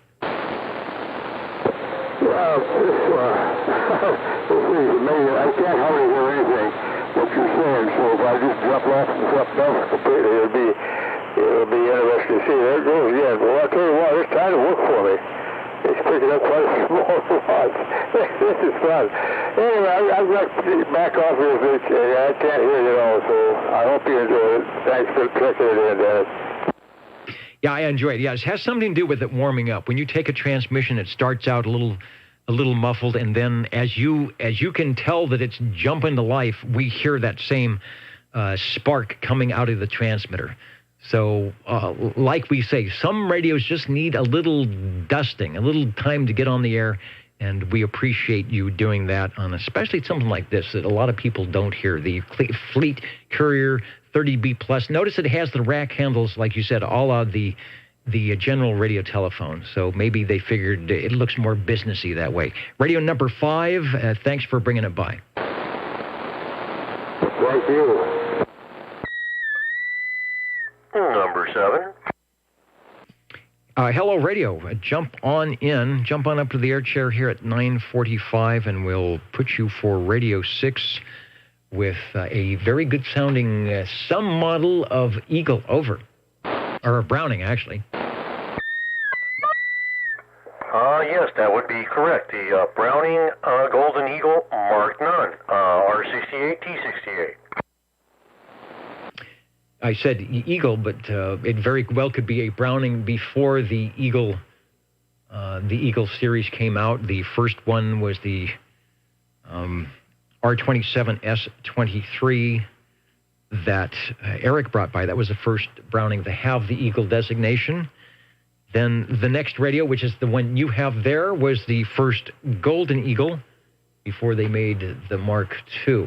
And it's telling me that I don't have a picture, but I know I do. So take another transmission, and it's sounding very good. Over.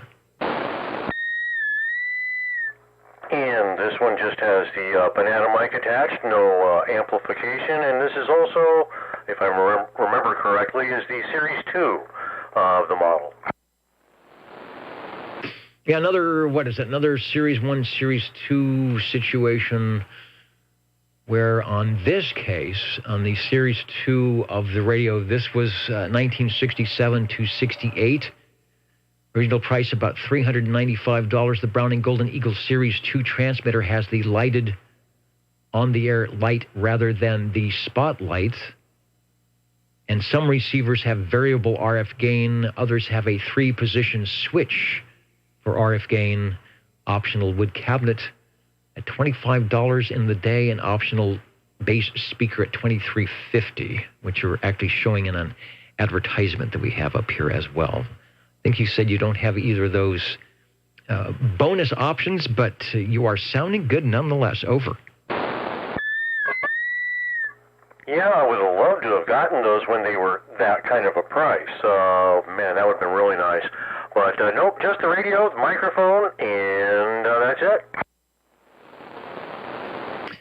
And that's enough to be a player on the old tube radio network, our sixth radio of the evening. The Mark, and this was still, I guess, well, in $1967, who knows, but probably still a bargain. There was a big price jump. I think just about everybody's top-of-the-line radio in 67 or 68. They didn't want to go over that $400 mark, where there was a Demco or a Buddy or a Tram or whatever. Keep it under $400, and you'll probably get a sale. I'm just wondering what that would be comparable in 1967. Probably a used, a good used car you might get for $400, or you could buy the radio. Thing is, you would still have the radio in 2021, and the used car would be long gone. So a good choice made by someone. Thanks for bringing it by, Led. Give us another transmission before you go. And one more transmission from the good old Golden Eagle Banana mic, and with that one, we'll bring out another one real quick. Braco TR. The Braco TR, go ahead. Well, let me see. Okay. I have to clean the contacts in this microphone. Didn't have time. Number 20 was an R27S23. All right. As 23 would say, the Eagles are landing again. Yeah, there was a bit of a crackle and crunch or snap, crackle, pop, but I think it is, you have worked it out, and indeed the audio is nice and loud on that R27S23. Over. Yeah, it's the relay. Yeah, I can do the snap, crackle, pop by sliding my finger along the push bar.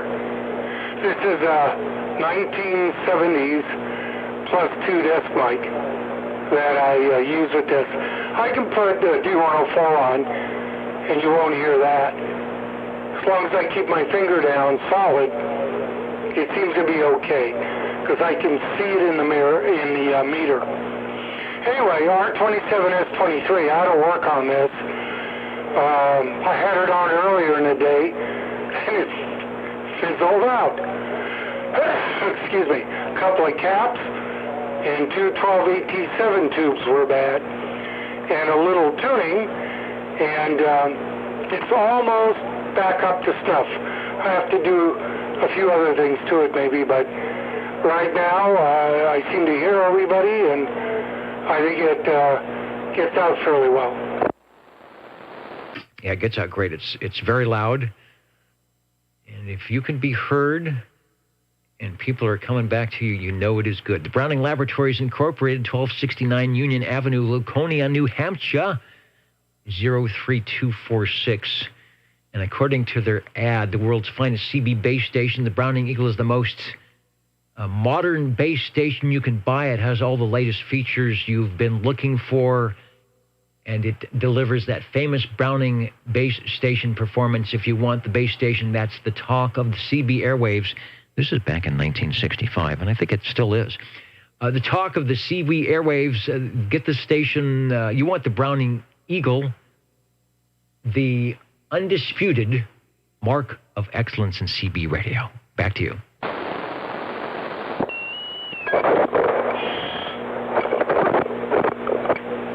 Yeah, I'm playing with the mic.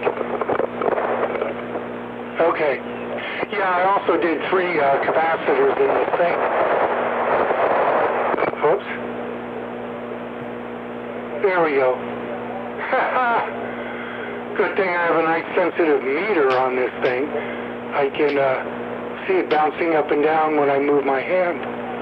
Okay, I'm going to check in maybe a couple more, and we'll be done with this one. All right, thanks for bringing it by. Mark it in at 9:49.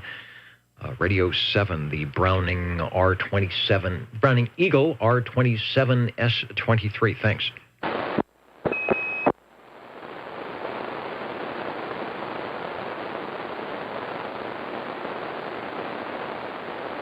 And then the jingle singers said, You're listening in the latest style at 27.085 megahertz. Channel 11, Old Tube Radio. In wonderful Fresno, California. And we are looking for radio number 8.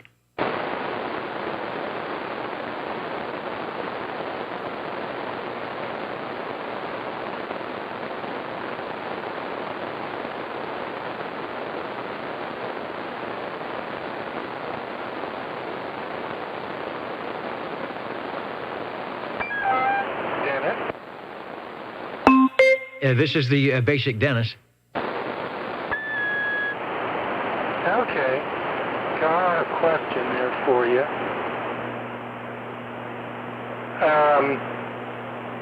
Do you hear that hum in the background? You know, there is a slight...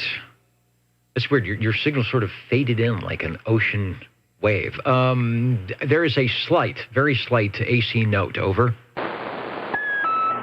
Okay. But with the other radio, was there? I did not notice it. I don't know if it's just because your audio was louder and it was covering it up, but this one, it's just barely there, but I don't think I noticed it on the other one. Okay. Maybe I'll check the caps in this transmitter. The other radio, I worked on the receiver, but not the transmitter, and Cliff said no hum. And he thinks this one, the hum went down, but who knows. Okay, the Golden Beagle, R68T68 by Browning Laboratories. This is the Beagle radio. That is the original, the one and only. Over. Roger. But I did have to change the element in the microphone head. So it doesn't quite ping the same, but it is the same radio. All right, still sounds good. I don't know if it has that real high-end crispness that it did before, but it still sounds good. Sometimes the Brownings can be over the top with their what does Bob Heil say? With their articulation. So I think it's good. Well, if I didn't have the microphone 6 feet down my throat, might articulate better. Okay, that's this one, and I'm gonna check another one in a minute there, or after it. We'll be back after a while. All right, very good. There was somebody, but they're gone. I saw a station up on the Echo Link that I didn't recognize. 354870 is the Echo Link node. 354870, and if you look at the location, if you search by location, you're looking for the Old Tube Radio Network. So, let's see. What are we doing? We had that. We were looking for radio number 9. OTR standing by.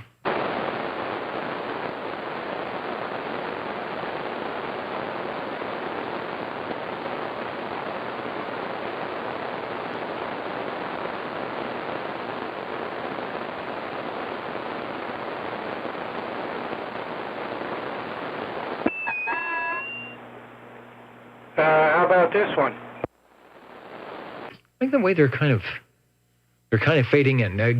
Give it a key down. Let's listen.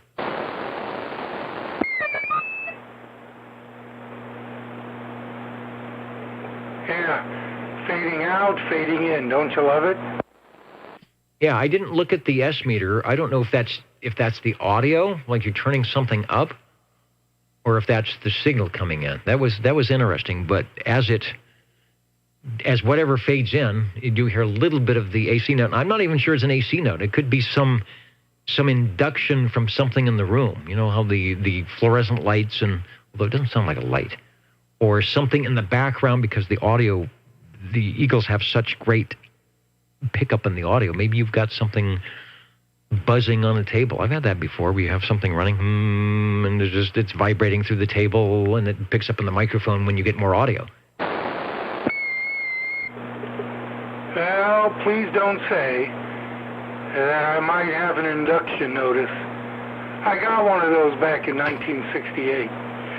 No, I'm running the V Plus modulator with a variable potentiometer type output control. And I like to set it at a certain spot. Well, each radio did keys at a different wattage.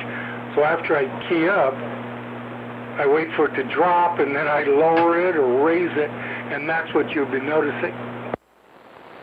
Okay, because it's subtle, and it's not like an all-of-a-sudden click thing like a wire connects. It's sort of a gradual item. So that's why you think, something's warming up or whatever. Okay, that makes sense. Over.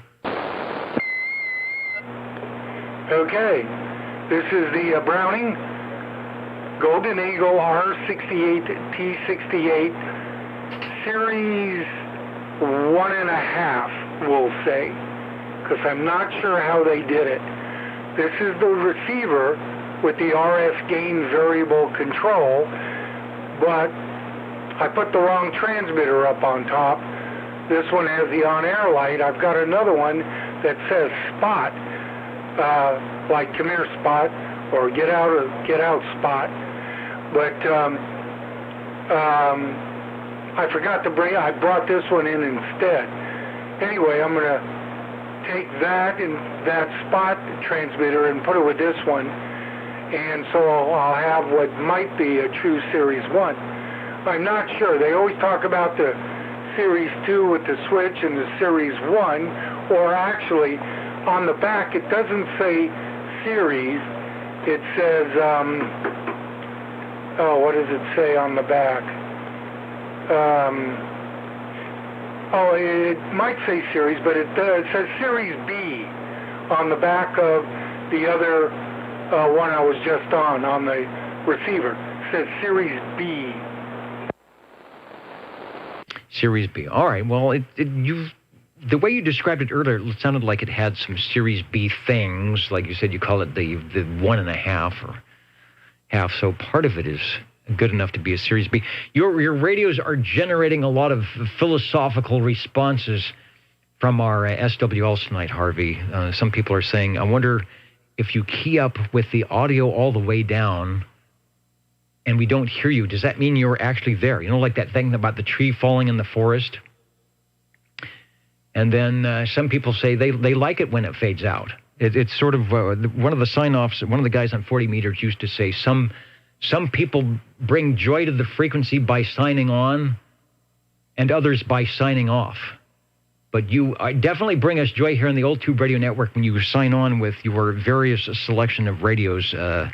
This one also, another Browning Golden Eagle. Not the Beagle, but the Golden Eagle R68 T68 and a half, I guess. Yeah, that's what this is. And as far as fading, okay, say goodbye. There, I'm kind of down at the bottom. And then I come back up. Yeah, it's there. The hum is kind of nice. It's pleasant, and it doesn't interfere with your voice. You know, it's not there and you're talking like that, but it's just there. It's kind of pleasant. Like listening to the ocean at night. Maybe we'll put people to sleep. It's that kind of droning thing. It's not too bad. You can listen to the archived replays, and it's at such a volume that if you're listening on a small speaker or a phone, you might not hear it. You might have to put in some headphoniums. I don't know how people listen in.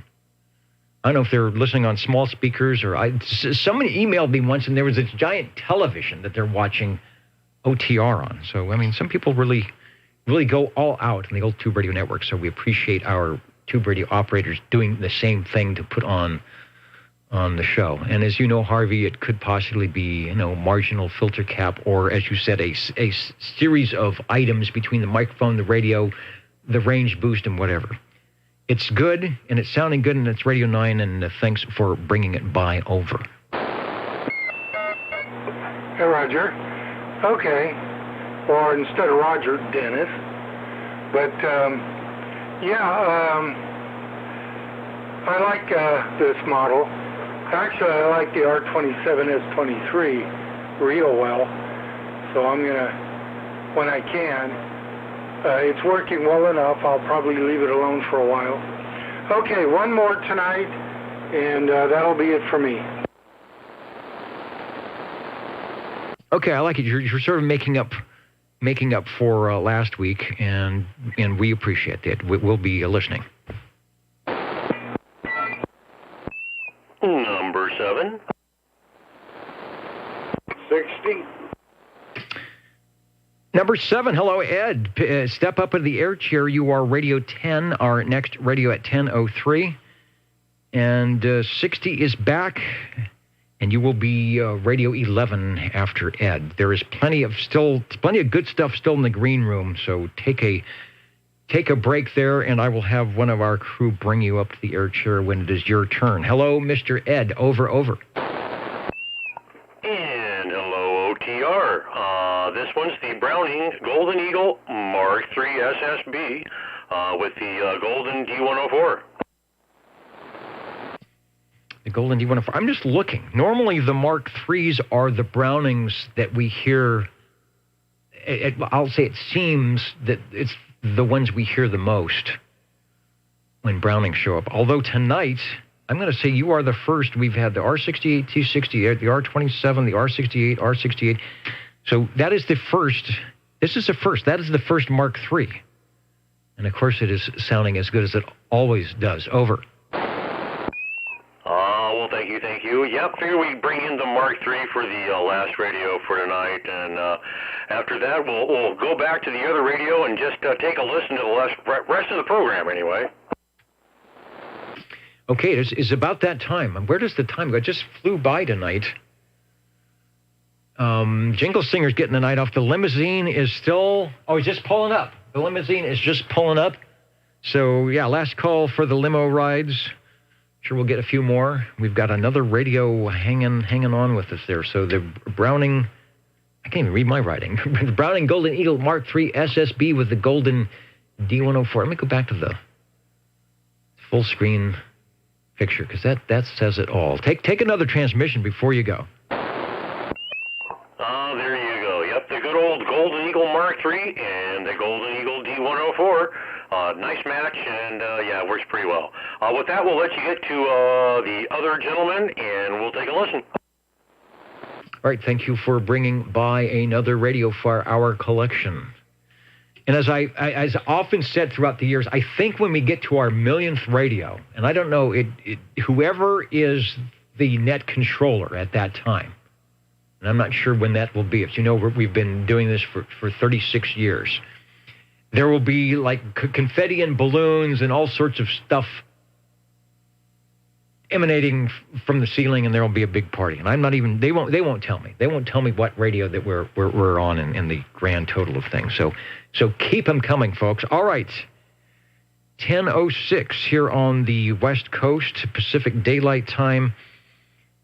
And Joe, Mr. Hustler, has stepped up into the air chair, and I see he's ready to key down on the microphonium. Hello, radio. Thank you, Dennis. Yeah, we want to check in our messenger, 223, Johnson Messenger 223. A little more simpler than what you've been hearing this evening. Those are beautiful radios, those Brownings. I'm just sold on them. But we want to, check in my Johnson Messenger 223, something a little bit more fun and easier for a guy like me to use. But still top of the line, and in the wisdom of the FCC, that was indeed what Class D was. It wasn't a hobby. You weren't, in theory, supposed to be building or fixing your own radios, although you could. Heathkit brought out some kits to do just that. And so the E.F. Johnson was their top of the line that kept it simple with good front fires audio, S-meter for signal strength, all 23 channels. You didn't have to buy any crystals, and a proven transmitter and receiver in the likes of the Messenger 1 and Messenger 2, all wrapped up in a radio that sold very well for about 4 years, and then they dropped the tubes and went to the solid state line. And yours is working quite well here in the 21st century. Over. Thank you much, Dennis. Yeah, like I say, a little simple, nice big meter box, nice 4x4 speaker, channel, everything's lit up real pretty. A little bit mixed up on the volume and the squelch, because the squelch is the on and off, and the volume itself is just for the volume knob. But other than that, Dennis, doggone it, when you look at it, it's a pretty radio, good stout radio. And our fans of E.F. Johnson radios who have been waiting patiently tonight for one of them to show up, you have made their night. So thanks for that. Well, I appreciate it, Dennis, once again, and doggone it, with the original Johnson mic. It says Johnson, as you press it down, it says Johnson. Okay, gents, doggone it, I'll get the other one warmed up, and we'll check it in, too. Okay, we're counting and mounting here. Still plenty of time to get your radio on the air before we jump out tonight.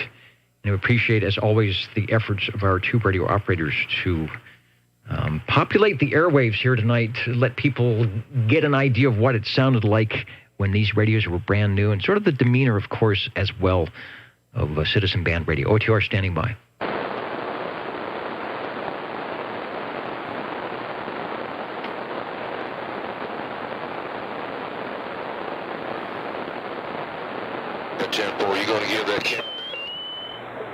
How many radios we have so far?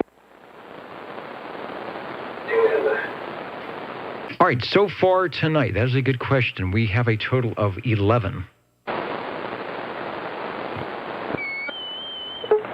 Well, let's make it 12. All right, this is the Make It 12 frequency at 10:09 Pacific Daylight Time. Go ahead, Harvey. Okay. The Browning R2700A and receiver with the compact transmitter. Let's see, 2, 4, 6, 8, 10 channel inside the radio. If you put the crystals in, transmit with one external socket right up in the middle outside, and that's the way it came stock.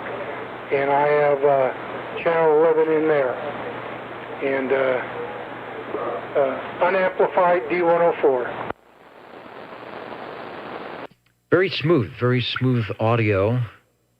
And I have a feeling there is not going to be any mystery as to the most heard radio this evening. Let me try a picture. This is showing the compact.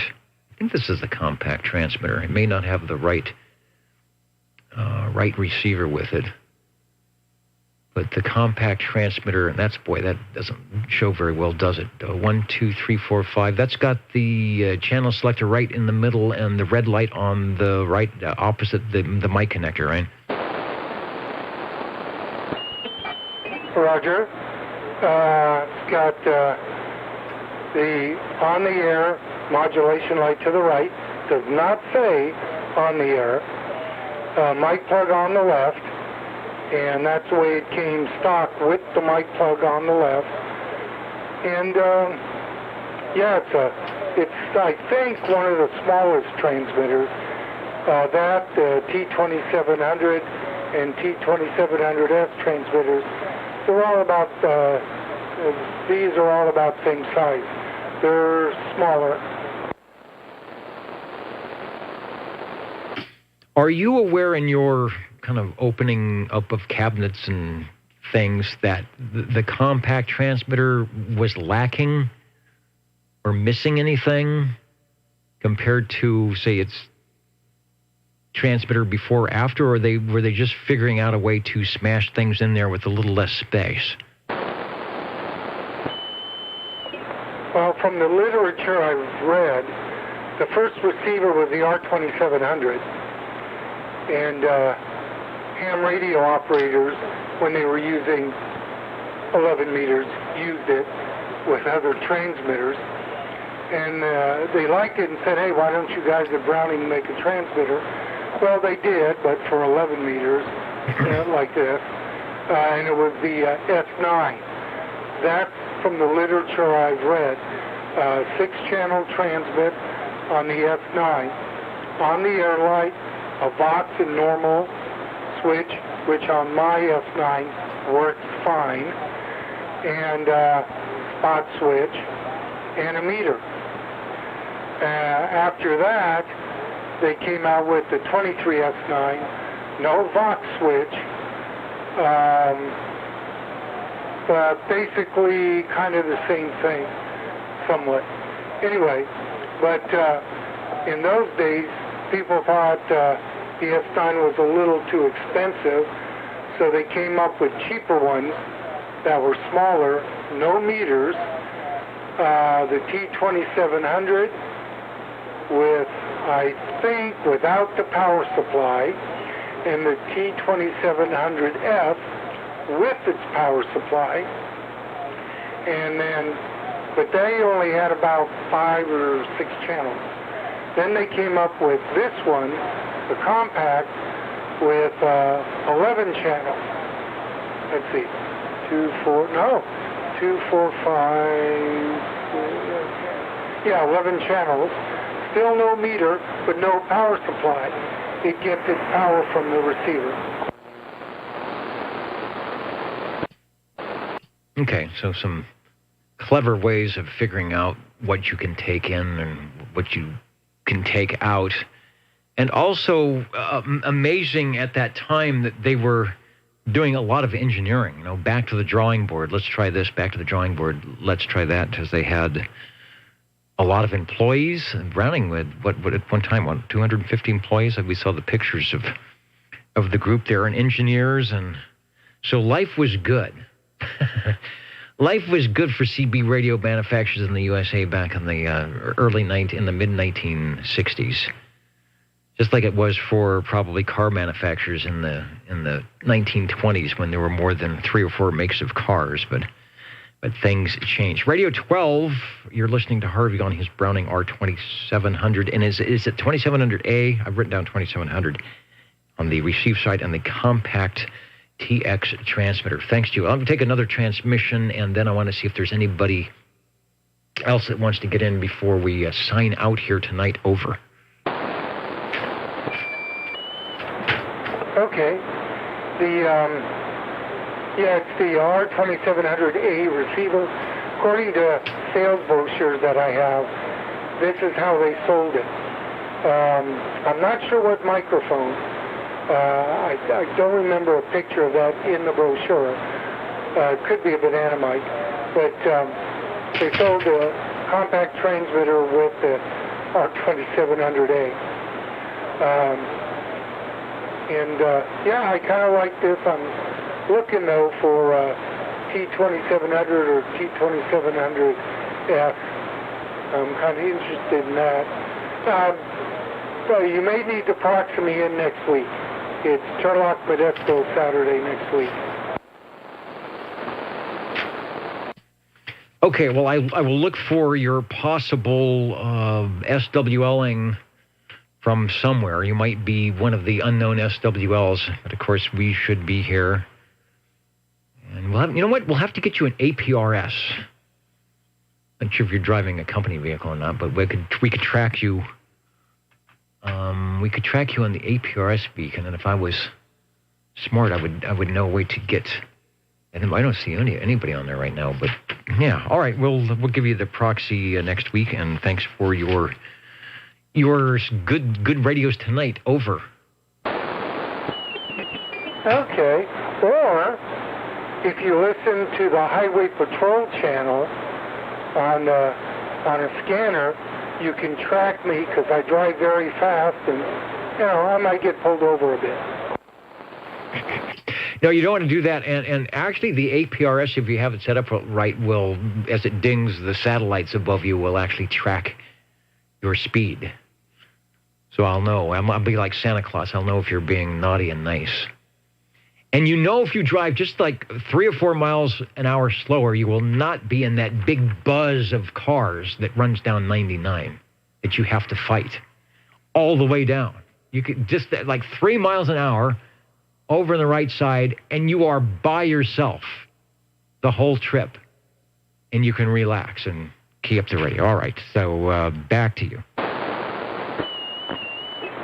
Okay, well, I tried check-in on using through the cliff using the CBRC repeater system, the Mount because it's supposed to be linked in, but it's not working too well, some microwave problem. But I talked to, well, I guess we can call him the coordinator for that system, the gentleman that takes care of it.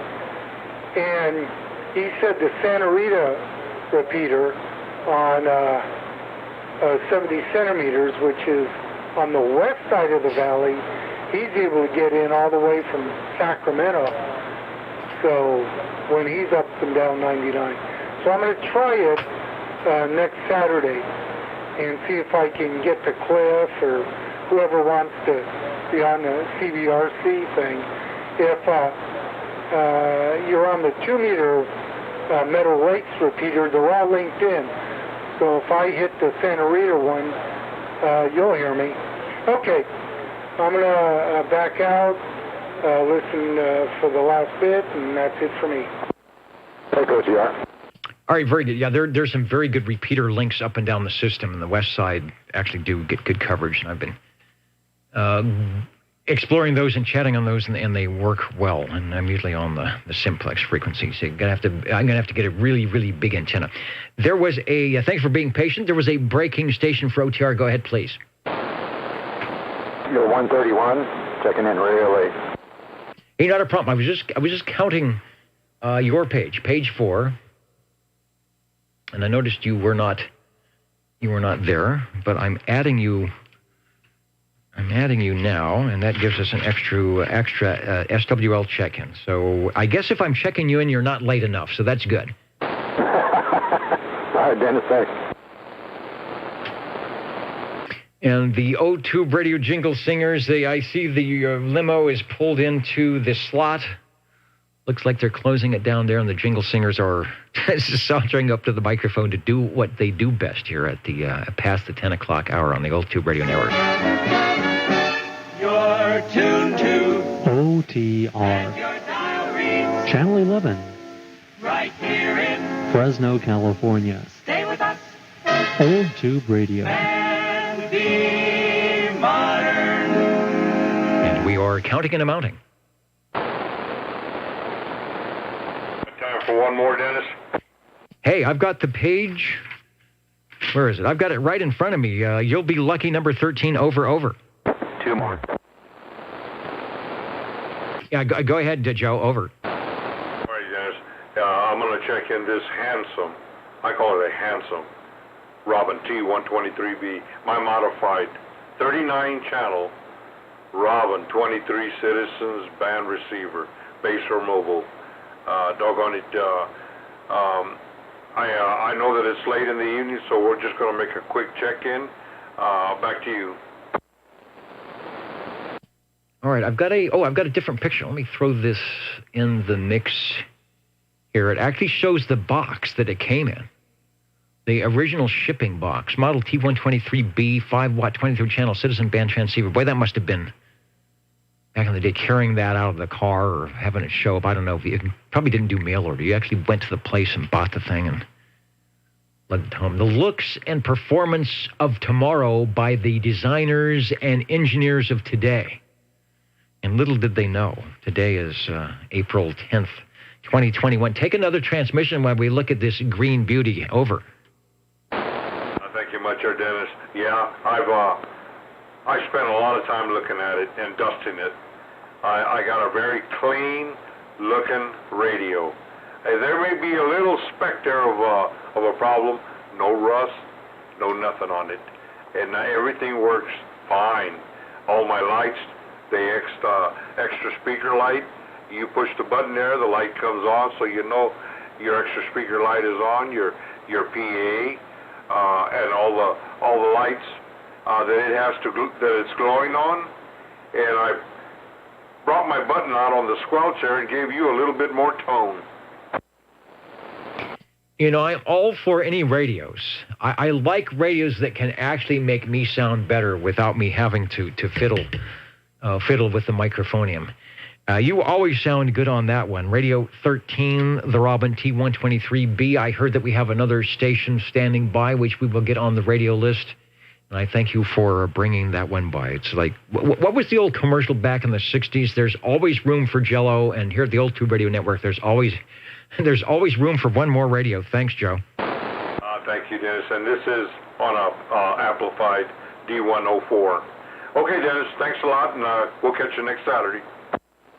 Good. And we appreciate the operators telling us the microphones they're using, because there could be people listening saying, well, I've got one of those, but I'm not sure I like the microphone, so they can kind of get an idea of what it sounds like, an amplified microphone or the stock microphone or whatever, get an idea of how it sounds. All right, speaking of how it sounds, let's go to our next radio that was standing by. Who is that? I think I recognize that voice. Over.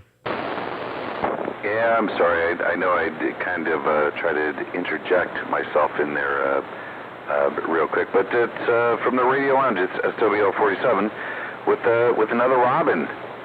I know we've had a Robin just now, and we're going to make it two in a row there for your listening pleasure. This is my Robin T123. Okay, good choice. I was waiting to insert the video until you said the actual model, the T123B. This precedes the T123B, which was 1972 to 1976. This is the 1972 and before version, looking much different, sounding, I won't say it sounds the same. It sounds good. It has the Robin sound. They all sound good. And if I find the full screen, there it is, with the Magic Eye tube, which if you're a radio operator, it just makes you want to key up that radio and talk. Over. Well, it certainly is a fun one to use. It was the one I was going to use outside on the radio patio. Again, I spent so much time in the yard today trying to make it look nice. And then, again, like I said at the beginning of the show, boy, you just, I think with age, I get more lazy, for lack of a better term. But that 123 that I was on, it was just a great radio. I mean, it was the first tube radio I ever had here in the lounge. I think I did use it outside on the radio patio for a significant portion of the first few years when I was doing or participating in this nest. It's fun, super fun radio. It does not look immaculate, quite the opposite. It's scratched and it doesn't look pretty, but I think it functioned reasonably well, and I did have an amplified D104 on that. Unlike the radio I'm on right now, which was, unless I'm mistaken, the radio that you heard 2 radios ago. I switched gears on you thanks to the instant on feature on this guy. This is my 123B as in Bravo. I've swapped the photo back. So a triple play on the Robins. Radio 13 was the 123B from Joe. Then we stepped back a few years to the Robin T123 with the Magic Eye for Radio 14, and you just heard our Radio 15, the Robin T123. What microphone, the T123B, what microphone were you using? I wanted to write it down on the 123. That was an astatic D104, an amplified D104, with a semi-custom head on there. The back of that, again, we're talking about the Robin 123. The back of the head on that particular microphone has, like I said, it's semi-customized. It kind of looks like a very fancy, like a W in cursive that was engraved on there. And it's funny how you can make a suspiciously looking W if you unscrew it and then turn that disc, so that the W is upside down. It miraculously forms the letter of my real first name. So it's a fun one. And actually, I'm looking at the back of it right now. Besides the fact that it's a little dark here in the radio lounge, it looks fancy. It's not cool like a gold D104, which I'd like to get at some point in time. But yeah, it's a fun mic to use. The one I'm on right now on the 123B is in Bravo, is the original, what I believe is the original unamplified microphone. It's pretty small. It's nice, it's ergonomically comfortable, I suppose. Perhaps not as much as the banana mic I have for my Browning R27S23. But it still works. It looks good and it functions reasonably well. Functions very well, and because Robin, this particular flavor of Robin, gave you the range expand, which is that switch underneath the S meter, you really didn't need an amplified microphonium. You could use the range expand to use its own built-in audio amplifier, amplification, boost, whatever you'd call it, or range expand, which is what they call it. And you could turn the very sort of unassuming small stock microphonium into something quite nice, and yours is doing quite well. Radio 15, also Radio 14, the Robin T123 and the 123B. The Robins, even though the Brownings really seem to be dominating tonight, when you get the triple play right at the end of the Robins, you know that they are there waiting. And they will not be unnoticed. So thanks. Oh, my pleasure. And it's 10:30 at night. Got time for a quick question. You want to talk about what? This is obviously Citizens Band Radio. Is this Class D, as in Delta?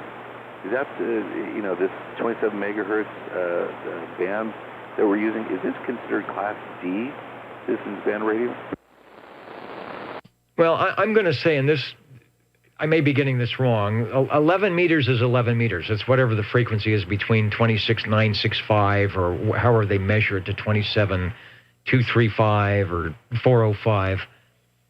I think the Class D would be the style of a radio where you can buy radios that have 11 meters, like like a Collins, an old Collins, or the Johnson Viking Valiants that have 80, 40, 20, 15, 10, and 11. That's 11 meters. The Class D comes in, I think, when you add the rules at you cannot use a VFO for the transmit. It must be crystal controlled. You have to keep your DC input at 5 watts.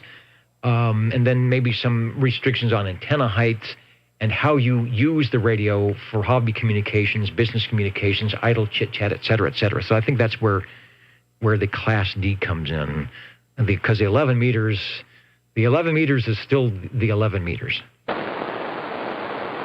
Okay, got it. Yeah, I was reading an article and a few days ago, as a matter of fact, and I think it was mentioning something about in the infancy of Citizens Band Radio, there might have been some other frequency ranges, like in the it would have been 440, I don't think, somewhere in the 400 megahertz or megacycle, whatever it was, a range, and I think there was even another one, and I guess for various reasons, which I'm not aware of, the 27 megahertz just kind of won out. I don't know if it was just like the debate between VHF or VHS and Betamax. I don't know if it was range or power. I have no idea, but I was just curious reading about it. Because like I said, I think there were a couple other frequency ranges that CBs were kind of dealing with in the super early days. You are correct. It started out, I'm going to say it was 460 megahertz, but and this would be in the 1950s. There was a problem with that far back for, one, just the logistics of the higher frequency, getting transistors to work there, getting power. It was still kind of a difficult technology for transmitters and things. TVs were already receiving up there in the transmitters, but that's high power stuff. So when you put together that technically it was a little bit more challenging, meaning that the radios were probably more expensive, and indeed you were trying to create a service that was, non-hobby, citizens communication, maybe business stuff. The mix wasn't too good. I mean, somebody looked at the writing on the wall and said, you know what, we're creating something here that's kind of a dud already before it gets off the ground, just in price and reliability and things like that. I think the idea was good because you wouldn't have had the skip issues and whatever, but it was just not the right time for it. You could do it now, and that's sort of what GMRS and FMRS is, using all the UHF, VHF bands. But 70 years ago, there was a problem just in the technology. So that's why it didn't go very well. And there was the 10 and the 11 meter bands, and they were there, and sort of like, well, the 11 meter band. I'd like to talk to somebody to find out when they were doling out bands, what was the deal with, the other ones, 80, 40, 15, 20, things were harmonics and half things, and they worked out for your antenna building. And then 11 is kind of thrown in there. I don't know if it's part of because it was half of 6 meters. I'm not sure why they did. I'd like to know how they even came up with the 11 meter when they already had 10 meters. So I think that was why they said, wait a minute, let's just sort of orphaned amateur band, let's do something with it. Of course, when they took it away in 1958 and 59, or partitioned it out to the Class D, that was right in the middle of whatever was solar cycle 19 or something, and that's when you could use 5 watts and pretty much talk all day and night to anywhere during this grandiose sunspot cycle. So that was another way to get started off on a class of radio, a band of radio that indeed you weren't allowed to talk to people you were hearing on your radio because they were over 150 miles away. So that was another issue. So it got started off at bad foot that way, just because everybody said, well, wait a minute, I can hear him, why can't I talk to him? All right, more on that later. Thanks for your radios, and I'll go back to you for any comments, and then we will sign out of here at 10:35, barring any other comments that we need to comment upon. Over. No. Like I said, I'm probably going to spend some more time reading on that, but I found it really interesting that, there are a couple of different frequency ranges, at least 2 or 3, that were kind of dealt with from the distance band spectrum. But it was, as always, thanks for giving us all an opportunity to use these radios. Everyone sounds great tonight. And on that, I'm going to bid you a good evening in 73 from the Radio Lounge. All right, 73, and thanks for Mitch saying that the original, the one we were talking about, was late 40s, 1948, 49. He said there was also a proposal for Class E service on 220 megahertz that also didn't pass muster with the FCC. But still, again, back at that point in time, there was some technical issues on just getting radios built for those higher frequencies, which is pretty easy to do now. Counting and amounting, and we'll be back in just a moment. You know, while I'm doing that, I'm going to try and revisit. This may be a short-lived project here, but I'm going to see if the rendering has rendered over on Old Radio Night for the classic tune. See if it's still still there, since we didn't really get the replay as good as it could be here. So we'll see what happens here. One. I'm the old tube radio singer, 'cause I sing whenever I'm blue. My baby cut my coax, and she took my radio too. My iPhone just ain't the same as my old tube radio. Dennis is on the air now, so I'm happy once again. Old Tube Radio Network, it's time to listen in. And I got some notes from the Espresso Trucking Company. They may be in town here coming up in the next few weeks, so I have a feeling we will not be wanting for old tube radio musical items of interest. Standing by, and we'll do the count them out here in just a second.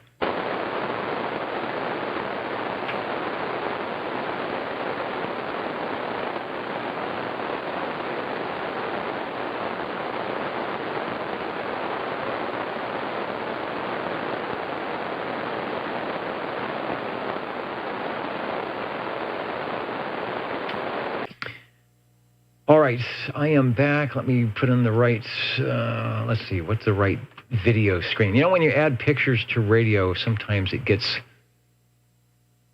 a little iffy on how we want to do this. All right, let's see. We don't need to see me. Let's go to let's go to something more interesting. The REA meter, which thanks to X4000 Knight, who showed me how to work the OBS video thing, we can now go direct, and it looks a heck of a lot better, and it's a lot cleaner looking. So thank you, X4000, for the technical expertise tonight. We had 73 SWLs check in tonight. First week of the 8-week roster. SWL 10, Chrissy, is our current 00. For the next 8 weeks, we had 15 check-ins on page 1, 17 on page 2, 16 on page 3, and 23. 16 on page 3 and 26 on page 4. Total of 73. 15 radios tonight with the Brownings at 1, 2, 3, 4, 5, 6, 7, 8. Not bad, over half the radios, but the Robins did quite well with 3, and everybody else sounding good. The Tram TR-27E starting things off for Radio 1. Radio 2, the Browning Golden Eagle R68 T68, and that was from Cliff. Radio 3 was the General Radio Telephone MVS6, the Vibration Service 6 from Paul. The fourth radio tonight was the Browning Eagle R27S23. That was from Eric on the R27S23 Eagle, the first of the Brownings to wear the moniker of Eagle. Radio 5, the Fleet Courier 30B, business band radio from Fleet Courier. Thank you, Paul, for that. Radio 6, the Browning Eagle R68 T68 from Mr. Ed. Radio 7, Harvey on the west side, the Browning Eagle R27S23, followed by Radio 8, which was Harvey on the Browning Lavatories Golden Beagle R68 T68. Not to be confused with the next radio that he checked in, Radio 9, the Browning Golden Eagle R68 T68 and a half. Sort of a mix and match on that one. Ed followed with Radio 10 on the Browning Golden Eagle Mark III SSB, the only Mark III. It's very rare when we get that many Eagles and only one of them is a Mark III. Radio 11 was Joe Hustler on the E.F. Johnson Messenger 223. You got to have the classic in there to kind of fit in between the super old and the super fancy. Thanks for Radio 11. Radio 12, Harvey on the Browning R2700A, mixed combined with the compact transmitter from Browning. Radio 13, Hustler on the Robin T123B, which got the Robins out of the roost. Radio 14, the Robin T123 with the D104 amplified microphone from Michael, and then Mike came back with the Robin T123B. I think that's it. Usually we check the HF bands. I think it's the Georgia QSO party this week. The bands have just been awful. And man, it's just 40 meters is just... Solid noise and nothing. 75 meters. There's a carrier way down at 3870. Can't even hear the audio. There's 3880. There's some AM. Let's decipher the AM here. Yeah, just a lot of noise.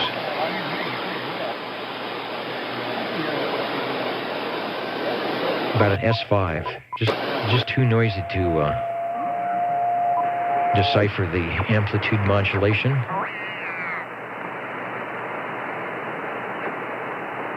Not a good night. Not a good day for radio. Hope it's better tomorrow. Then there's people that'll even argue that. 3916. Probably running a kilowatt. All right, good night, everybody, from the old tired tube radio network, and we will catch you all next week. Thanks for joining us. Over. Good night, Dennis. Thank you, Dennis, for the net. It was great.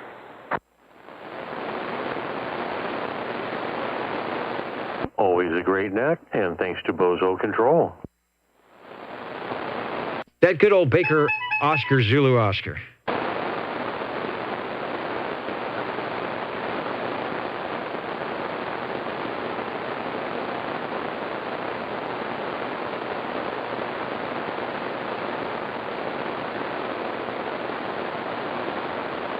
And just a reminder to write down, and it should stay the same. We'll try it again next week if it's up the Echo Link link. The Echo Link link. There's got to be a better way to say that. 354870. Also under the old Tube Radio Network under the location, we think. Mitch, SWL23 for, who was it? Geraldine, the operator, plugging in all those cables into the control board to make that work. Good night, everybody. Good night, Dennis. Oh, Harvey, we were talking last week about laminating items. Do you still need to do that? Well, I'm not going to do it I might do it for one or two of mine, but I forgot to mention I'm getting another possibly 21 of those things in. Should be here any time, so I'll have about 50. And anybody that wants some around here, just get a hold of me, and if they want to laminate them, go ahead. But I'm only going to do possibly a few of mine just to keep them safe for, so I can stick them in these radios along the side, but I'm not going to do all of them. I'm going to leave them the way they came. Okay, sounds good, because you might not want them that way and whatever. So, all right, good deal. Have to check on that. And then you get the card, and then you get the radio that needs the card. That's the way to do it. It's like buying the cool tires, and then you buy the car that fits it. All right, thanks, Harvey. Always appreciate your extra efforts on all these things. And Joe, who was watching the video, comment, I didn't see that, says, where are all these operators during the week? And Joe, that's sort of why we did this. But back in 35 years ago, there were all those operators during the week. So this was their place to go, depending on whatever channel there were. 35 years ago, as you know, because you were around probably, you had people on 2, 3, 4, 5, 6, 7, 8, lower sideband, and Channel 11 was a place to jump down, listen in to the tube radio operators. If you had an old radio sitting on the shelf that you weren't using anymore, there was a place to fire it up and bring it back. That's sort of what started all of this. And now, like you say, there may be only 1 or 2 channels active in a various area, and maybe people just don't even get on that. So it's really good to see the people coming out and listening in and jumping in with comments and firing up their old tube radios here on Saturdays on this forum. So that's one of the reasons we do it. All right. 73, everybody, from the old Tube Radio Network.